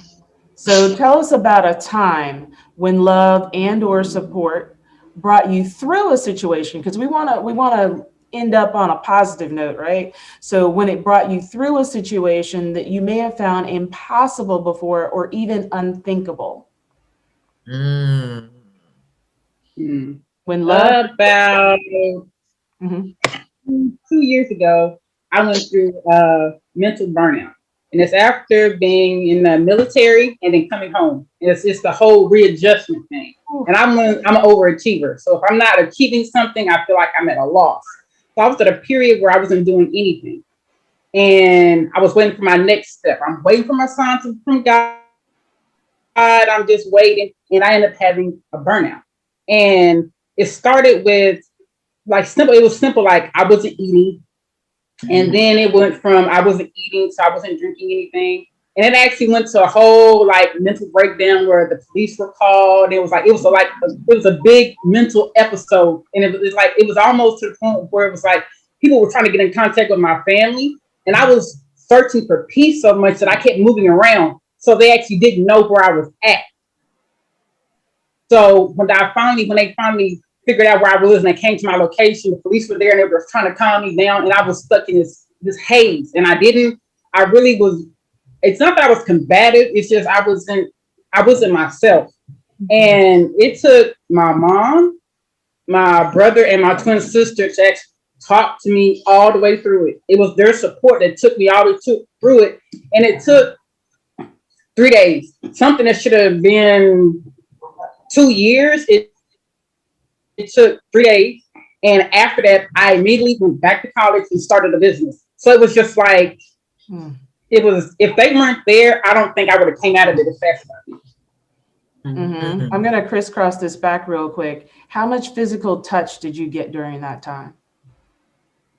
A lot. I remember I remember bits and pieces of it. I remember the night sitting in the emergency room. I remember that I had my little brother was on my left side and my twin sister was on my right, and they were right there, right next to me the entire time. So that identifying what makes you feel good, what makes things calm and okay, when you identify it and you receive it, then that's that moment you need to reflect back on, how does that make me feel when I'm in that state? And then how do I get there? Or who can I call on? And letting other people know what that, language is important. Because then they can tell you whether they're capable of it or not. We just had the discussion because some people are straight takers. So the giving wasn't going to happen. But if I know that, right, then I can deal with it on a day-to-day basis better. I know that she is, the words of affirmation, but strongly physical touch. The first thing I'm going to do is console her by touch. I'm going to grab her hand. I'm going to hug her, whatever it takes just to get her to that feeling so she can reflect and feel that old feeling. And then that allows the other things to still happen. So thank you for sharing, Brenda. Yeah. Wow. Well, for me, communication. Because, Go ahead, Linda. Communication. No, really, because all right. So you guys, I already told you that I was herpes positive, right? So for 10 years, I was celibate because I felt like I was contaminated and cursed, and that my Mr. Right was going to feel that I was the wrong person. Because let's face it, when I was not herpes positive, I wouldn't have dated anybody with herpes. I mean, it is what it is, and I'm just speaking to power right now. And so during that time when I was diagnosed and devastated, I just did not have any intimacy. I was celibate for 10 years, and I was having a conversation with my boyfriend now, and I had this pact that if I started talking to somebody, I'd give it 3 days. And at that third day, my pact with myself is I have to tell them, because it's not fair for them to be catching feelings. And then I wait till like 6 months in, and then I tell them, oh, by the way, now that I got you on the hook, did I say I was herpes positive? So, that's why communication is so big. So that third day came, I was just talking to him, and I told him, and then I just kind of looked at him because I was just waiting for him to just reaction. Right. And he was like, "That's what you want to talk about?" Okay. I was like, "Yeah." He was like, "Oh, girl, shoot, everybody got that." That was literally his reaction. I mean, that's a good response. You know what I'm talking about? His cousin. I mean, he knew a few people. And I was like, really? He was like, girl, please, what is that all? I said, yeah. Wow. He said, well, you taking the medicine, right? I was like, yeah. And I mean, he really knew. Like, I can navigate around that. And so that to me was just so powerful. And we still together. Okay. Yeah. Wow. Yes. All right. Yes. More happy stories. Come on, y'all. Okay, well, I'll go. So this goes, I was married for 15 years and getting a divorce, separate. I was mad. I gave my life to this man. I gave my back, I gave my arm, I gave my leg, everything, okay? And I was like, okay, I'm never getting married again. This is it. I tried it. I'm never getting married again. I'm done, right? But then I had a good conversation with one of my best friends, and she was single at the time, and she asked me, she said, would you ever get married again? And I don't know what happened. I said, yes, I would. I would get married again. You know, I said, I would. I'm not going to let one man, that was our forever. Our forever ended. I'm not going to let one man ruin my future because my husband is out there somewhere. And she was like, you know what? I believe in love too. I believe in love too. And to me, love wasn't dead. It wasn't dead, you know. Our marriage, that was our forever, and let me keep it moving. And that same friend, we end up getting married the same year. So it just, you know, love is, I mean, love is love. When you find that person, love is so deep. And when that person love you back the way you should be loved, oh man, forget it. I could go all night with love. Teddy Pendergrass said, it's so good to love somebody and somebody loves you back. I'm aging myself, but y'all can look that song up. It's a beautiful song. Yes, it is. Yes, it is. And so in both of the last scenarios, there was a lot of honesty, right? Honesty with the other person, and then honesty with yourself in order to get past that. Once you realize to yourself, yeah, I'm open for this again, it opened itself up to you, and just, you know, law of attraction said, oh, okay, she's ready. Here you go. There it is. So yeah, wonderful story. The only thing is, though, I didn't go find love. I said, you know what, Lord, you bring me who you want me to be with this time, because I did it the first time. That's what I said. The universe brought it right to you. Okay, because I love this man. Yes. All right, Doc, you on the line now. Yeah, so for me, I'm a mommy's girl, but I'm also a daddy's girl. And so when I got the call that my dad was no longer with, I just, that was hard.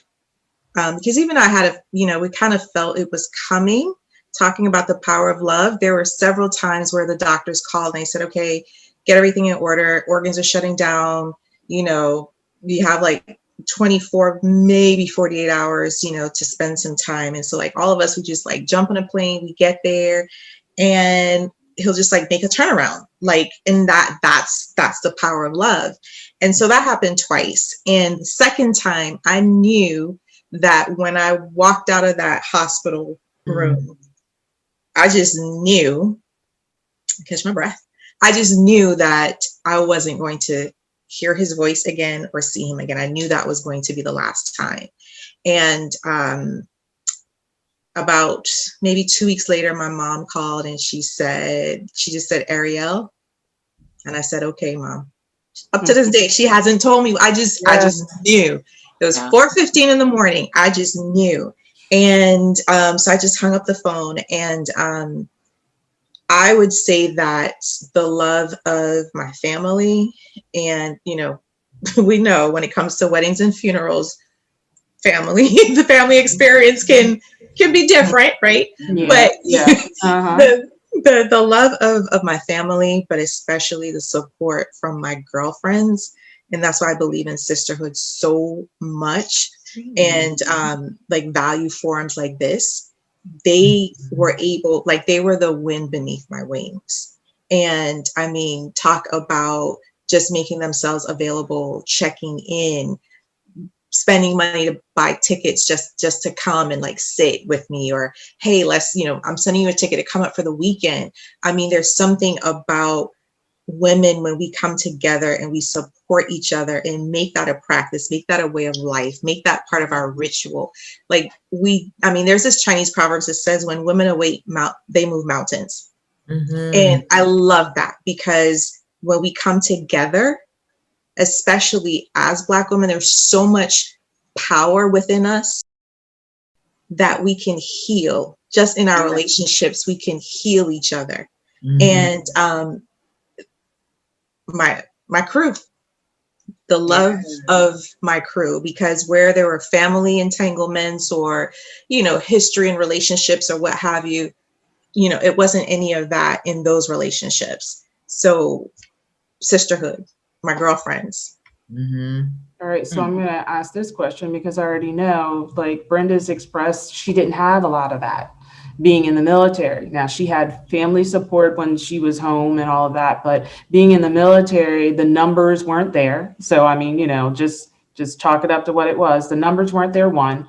And it just wasn't the environment for that, because even where they were, because I have female friends that were in the military, nobody was trying to hear that. Nobody wants you to be talking about soft stuff, girl stuff. Like, no, you made it here for a reason, and we need you to uphold, this all the time. Yeah. I need you to have that armor on. Wow. So, doctor, what would you recommend for people that don't have that built-in girlfriend support system? I didn't have it. I didn't want it. And that's so different. for me, that's the key word. Yes, that's the key word. Didn't want it. I was in an environment where it was male dominated, and it was we had a common cause, so it wasn't room to have that friendship in the military. And it was like, I remember when I got onto my ship, I was told, you're going to be a bitch or you're going to be a hoe. And at that point, I no longer want a female camaraderie. I no longer want a female. Right. So for me, there was a lot of, so in my family, even amongst the other females, I went to Catholic school and they all went to public school. So I was kind of separated out. You think you're too good for and all of this. And I was like, I didn't do it. Like, I'm just going to school where my mama sends me, where she pays for. Like, really, y'all are getting more stuff because she's paying for school and I could have been getting the shoes, clothes, all this kind of stuff. And you think, okay. So then I ended up going to an all-girls high school. There was too much estrogen in the room for me. I was a daughter of a single mom who worked 2 jobs, that was independent. So all of the dependency, I think the worst scenario for me, and because I didn't have my dad in my life, so I'm spilling all the beans now. I didn't have my dad in my life, so I didn't have that feeling. So when my girlfriends like you, Dr. Ariel, were talking about, yeah, my dad's going to bring me to the blah, blah, blah and pick me up. Do you want to ride? Like internally, I'd have to woo-saw first, because the first thing that I felt was that sense of loss, that sense of not having that. And now you're throwing it up in front of my face, like I had to, that's that initial feeling. And again, I had to learn that one, it wasn't their fault. And two, that I felt that way because I wanted what they had. And so then now, how do I address it? I went every time I had an opportunity with somebody else's dad. I was like, is your dad driving? Is your dad coming? Is your dad picking us up? To take that opportunity. And fortunately enough, I learned to tell my friends in like middle school and then into high school, my reason why I was at, such a deficit. And then they actually took me in. So there was some situation where it was the dads that were leading it. We played softball. So, the dads come and watch. Moms didn't necessarily come and watch, but the dads did.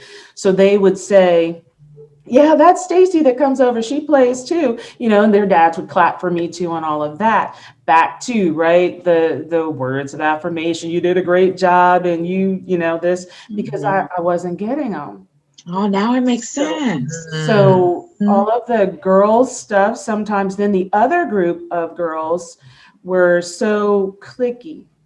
All the conversations talking about other girls and talking about then what you did that you weren't supposed to be doing. And I'm like, I can't talk to y'all either. Like this, what am I doing? So I hung out with the guys and helped the guys understand the girls.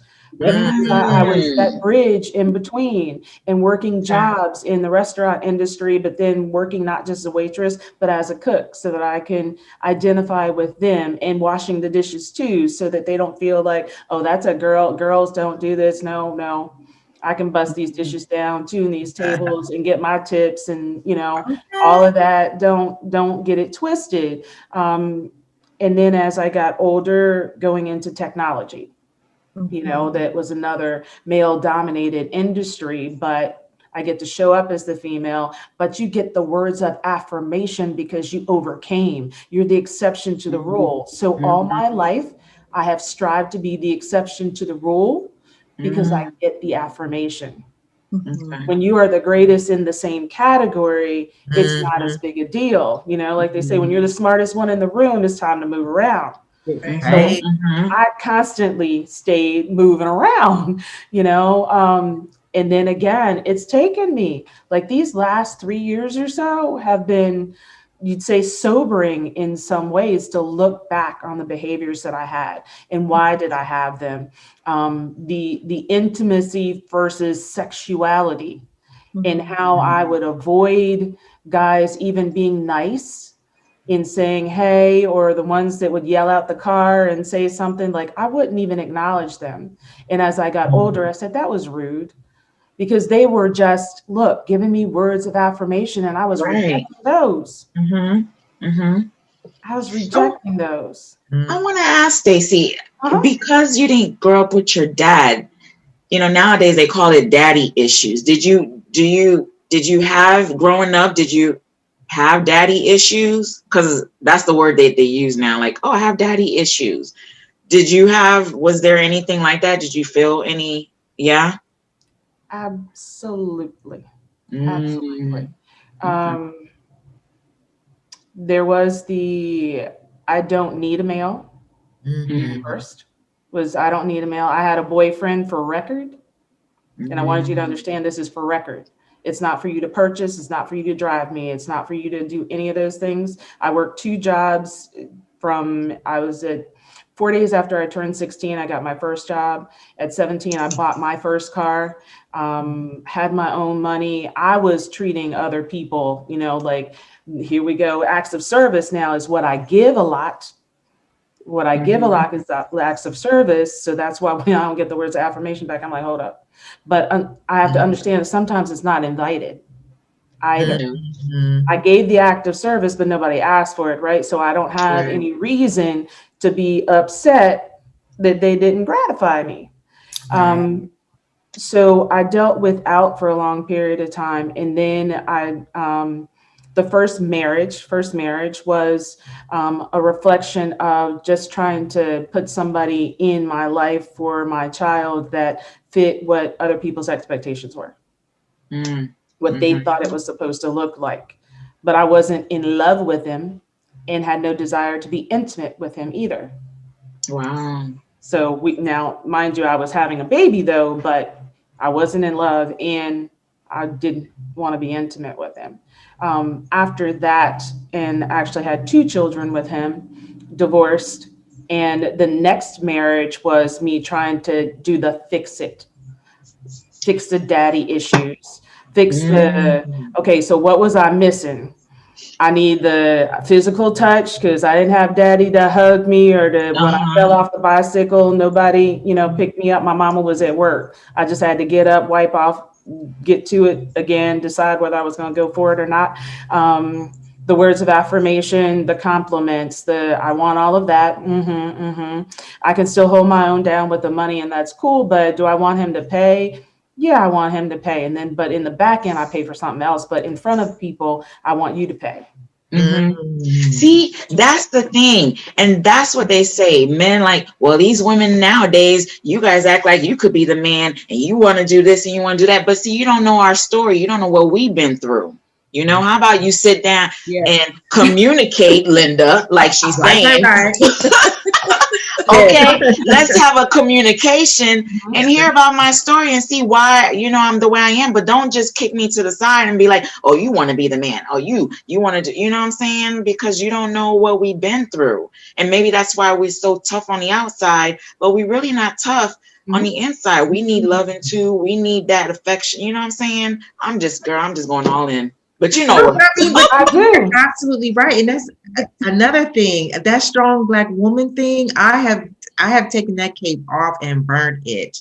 Yes. Burned. Quickly. The S on my chest stands for self-care sister.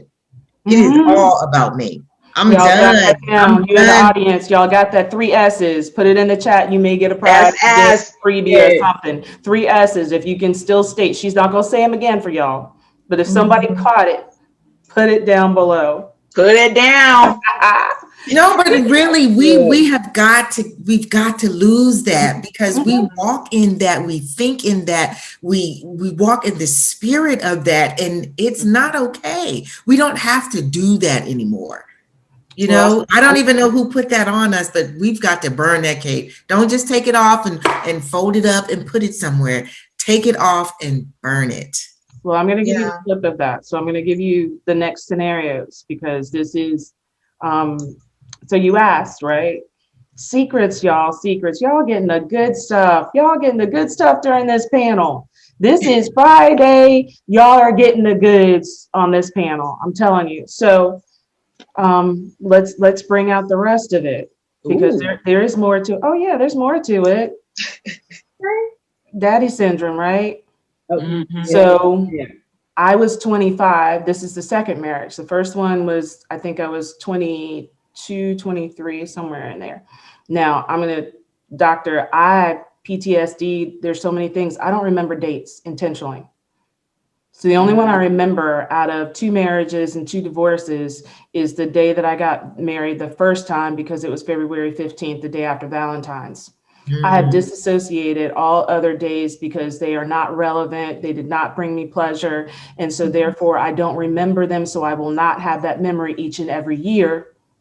I let it go. I also do that with deaths, even of people close to me. The dates, I don't remember. There's only one that I remember. But I was 25. He was 50. Who was 50? 50. Linda said, who was 50? My second husband.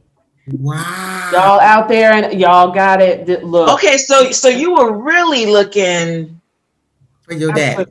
Okay, Linda, you said it. I had proven that I could do it by myself. That's the thing. I had already proven I could do it by myself. I already had 2 kids. I had a job. I had a car. I moved where I wanted to move. I had gotten out of that first marriage. It's a whole nother situation, y'all. We can have another private sisterhood thing if y'all want to have a separate panel. Really, yes, we do. This is conversations.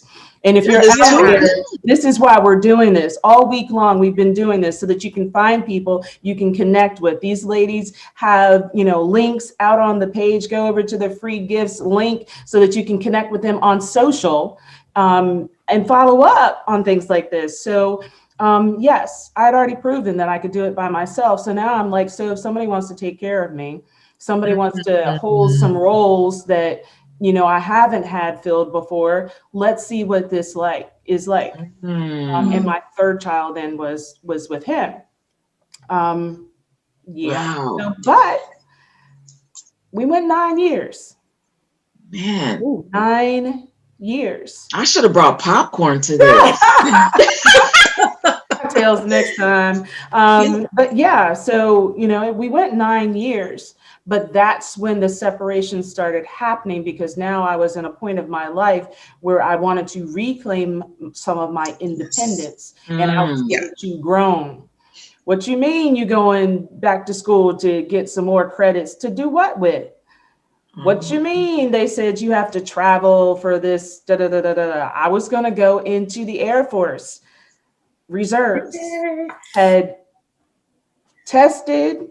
I had worked for the government. Girl, I was going in as an E5. Wow. I was going in as an E5 because my government experience, and he said, I dare you. You will go. You will not come back to having any kids, including the ones that I did not donate for. Wow. Wow. And so, so I got out of that. But it took a lot. The therapist encouraged me to stay in, and there were some other things that happened during, and like I said, that's for panel 2. We're gonna leave them hanging, with, some more stuff. More to come. Just to be honest. And so as the moderator of the panel, I wanted to be as transparent as possible. I know everybody came to the table giving, of their information, but love and what it looks like, what it feels like, and is it true love? And then why do you think you're loving? There are different reasons.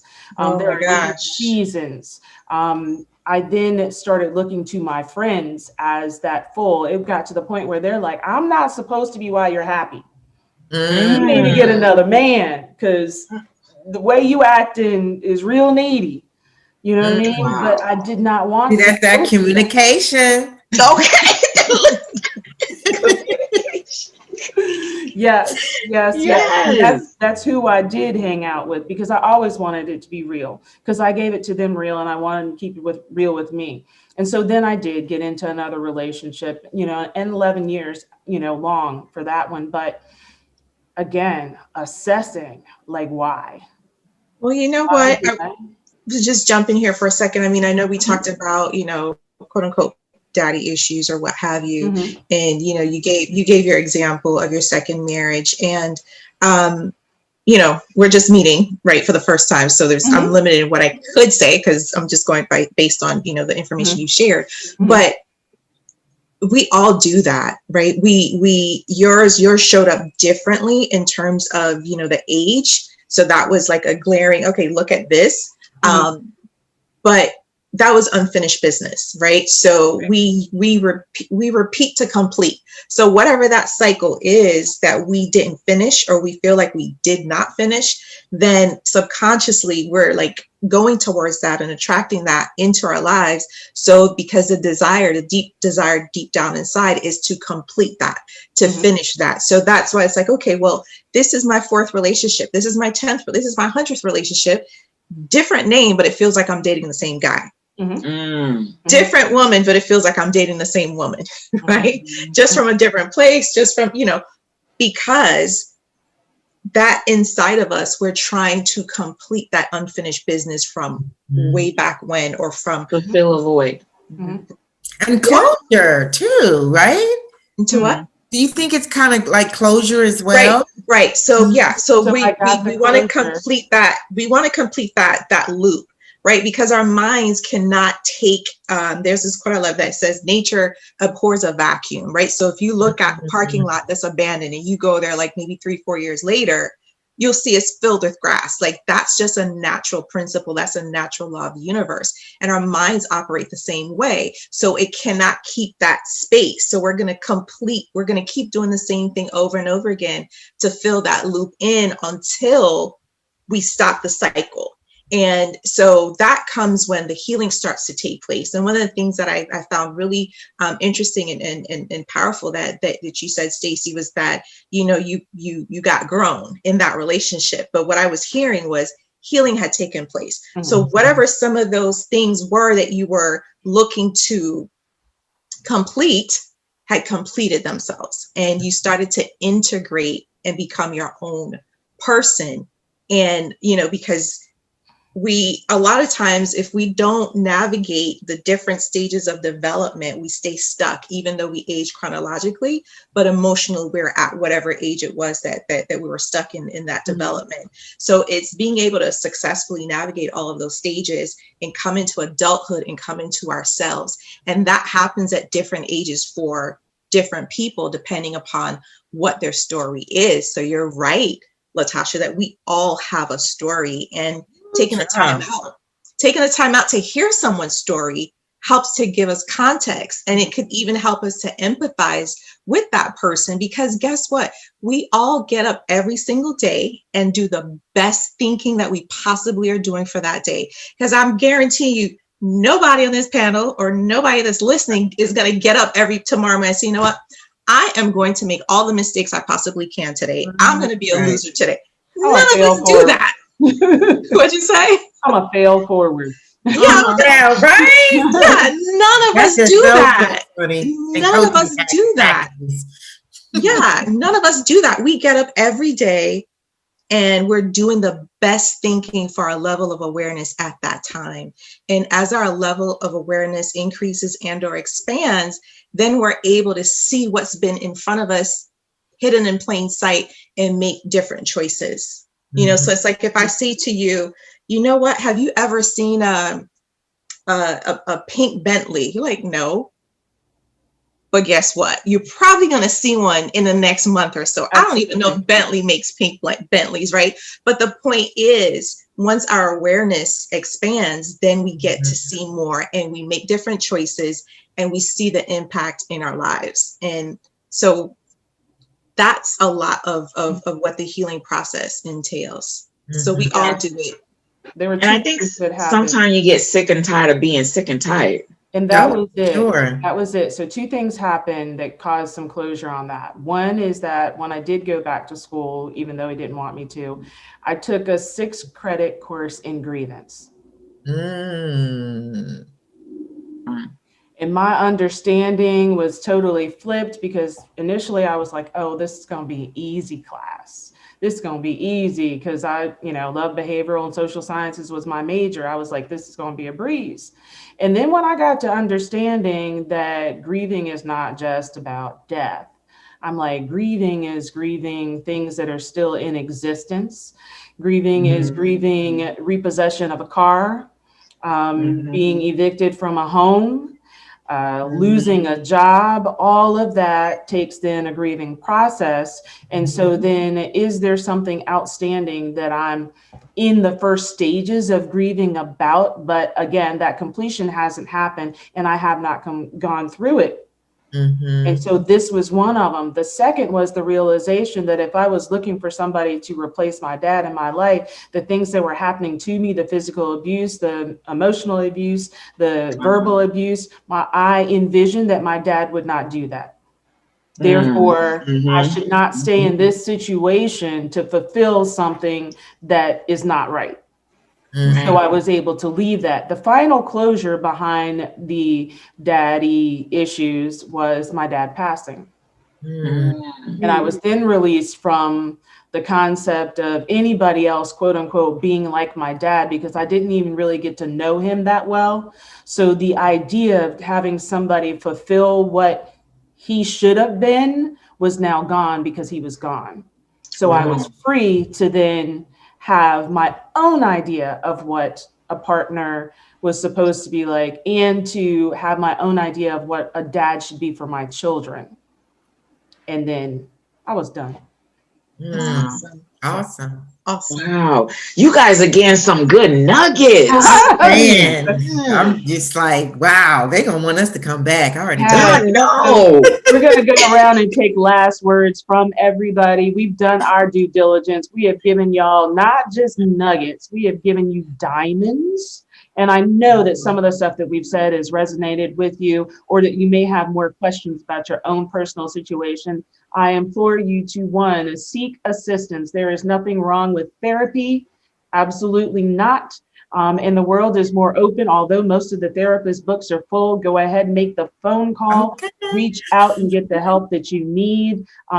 As Black women, so many times we're supposed to be independent. We're supposed to be strong. We're not supposed to be talking to anybody other than gossiping with the girlfriend that the other people approve of, that you talk to anyway, because they're going to lead you and keep you stuck in the same situation you're stuck in now. But in order for you to get out, you need to rise above it.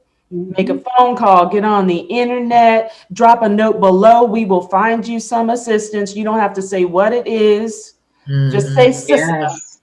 Just put sister down below, and we'll contact you and we'll figure out what it is that you need. It may be a hug and we have to find a sister in the city. It may be words of affirmation because you did decide to go into your entrepreneurship right now, small business, and you still need guidance. It may be because you are considered to be efficient six-figure earner, that you've already arrived and you know that there are still things missing, but everybody assumes that everything is okay. It may be because your relationship or your marriage has been there, the kids are grown, they're getting ready to leave the house, and you're contemplating whether you should stay married or not because you stayed married for the kids, not for you. So let's just say we've given you some of the secrets. We've told you that you need to share those with somebody, whether they're licensed, certified, or not. Somebody needs to know so that you can get some help. That's all we want to do. We'll provide you with the resources. This group, the Black Women Startup, across the board, we're over 8,000 women strong. So just make sure, drop sister below, and somebody from the Black Women Startup inner circle will connect with you. And even if they have to partner you up to have a conversation with one of the women on the panels, the several panels that you've seen throughout the week, some of the experts that have spoken on specific topics that may have affected you, we're here. You've heard us. We all understand. We've been there. We've done that. And we now raise the flag for you. We are women warriors. We are women winners. And we are women on the rise. So last words from the ladies here on this panel, because we gave them extra here, right? We may need to pass the plate. Somebody drop a Cash App down below and just put the panel Friday Love and Intimacy panel on it.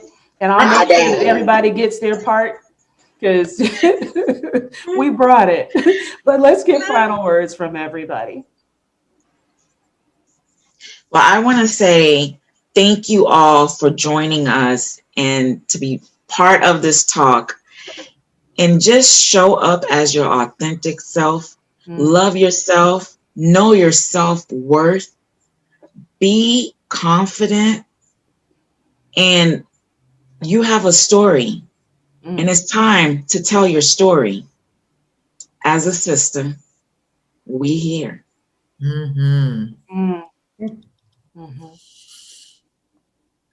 So I want to just say thank you guys. This has been amazing. And thank you all for joining us and joining in the conversation.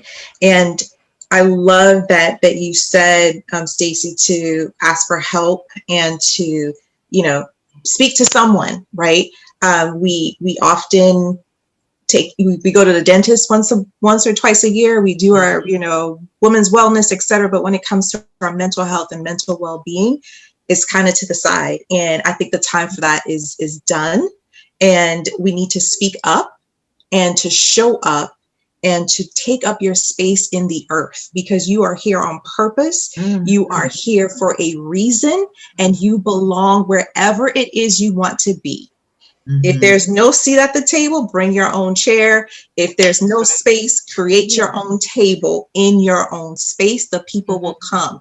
But more than anything else, take up your space. And it could be as simple as sitting on a bus and just slightly creating some space between your legs, right? It could be as simple as sitting in the conference room and putting your elbows on both of the armrests, even if they're men to the side of you. Take up your space. It doesn't have to be waving a flag and leading thousands, although many of you out there are called to do that, but it could just be right in your own homes, in your own offices, in your own family, wherever you go. Take up the space, because you are supposed to be here for such a time as this. That's why you're breathing.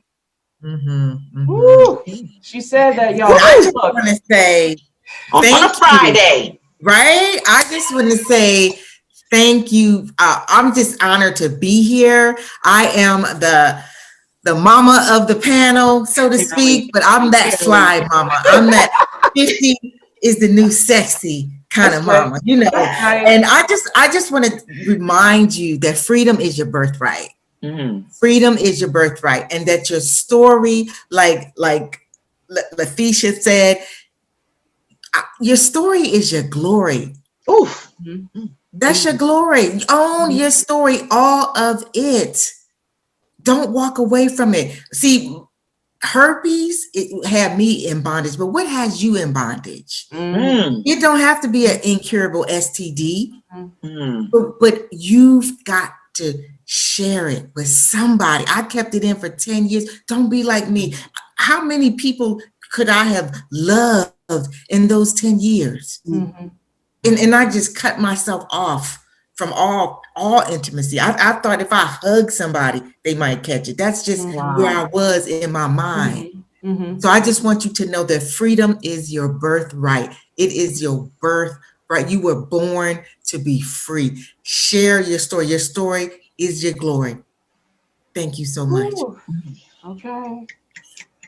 I want to say thank you to all of you for giving me these nuggets of wisdom. Thank you so very much. And to all the rest of the women, I want to be authentically you. I mean, be you. Like when you look in the mirror, you need to love the person that you are. Before anybody else can love you, you need to love yourself for all your flaws. You know, that one black spot, love that black spot. That rib stick out, love that rib stick out. That double chin, love that double chin. You need to love you for who you are. So just love you, and the more that you love you, the world is going to see you, and your light is going to shine. So be authentically you. That's right.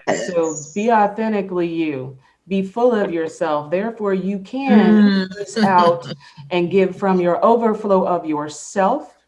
Know your story. Keep your story. Be true in your story. Your story is definitely your glory, and make sure to share it. We know that if Harriet Tubman's story had not gone out to others, that there will not have been so many freed, and there would have been even more freed if they had only known they were slaves. That part, right? Don't be a slave to That yourself. part.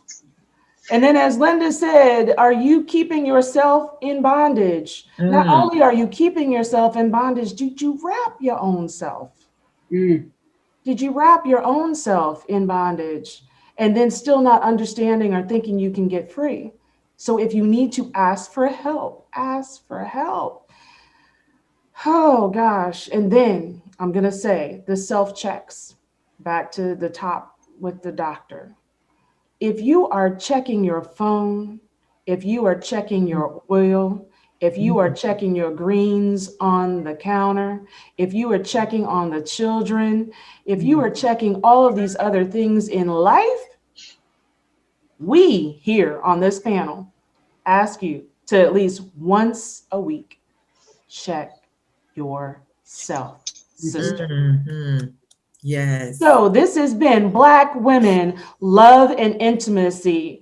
We have come here, we have poured it out, we have been transparent.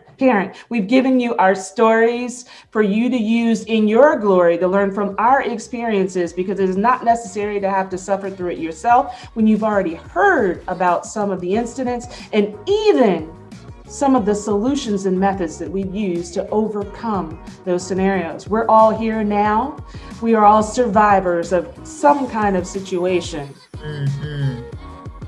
And we're just asking you to join us in checking yourself, sharing when you have a situation with someone, and then believing, because we are the voices of hope, we are the voices of purpose, and here on this panel, we are the voices to empower you to be the same. Yes. So on behalf of Black Women Startup, Black Women Confidential, and Black Women Love and Intimacy, I am the operator with my lovely ladies here on the panel, and we are officially out.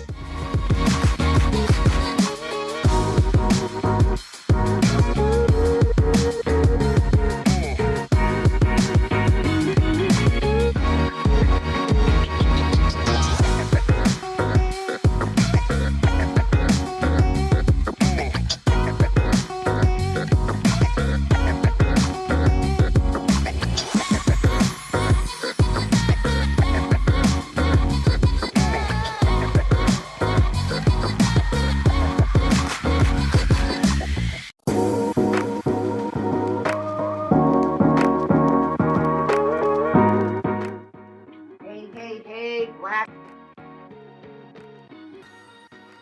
Philologist coming back. Yes, I want you guys to just push away from your seats. And this time, I want you to just go low. I want you to take your position, right? Take your position on the floor, right? Again, it's all about positioning, to change your performance, to change your practice, to change how you're thinking sometimes. Sometimes you got to change your physical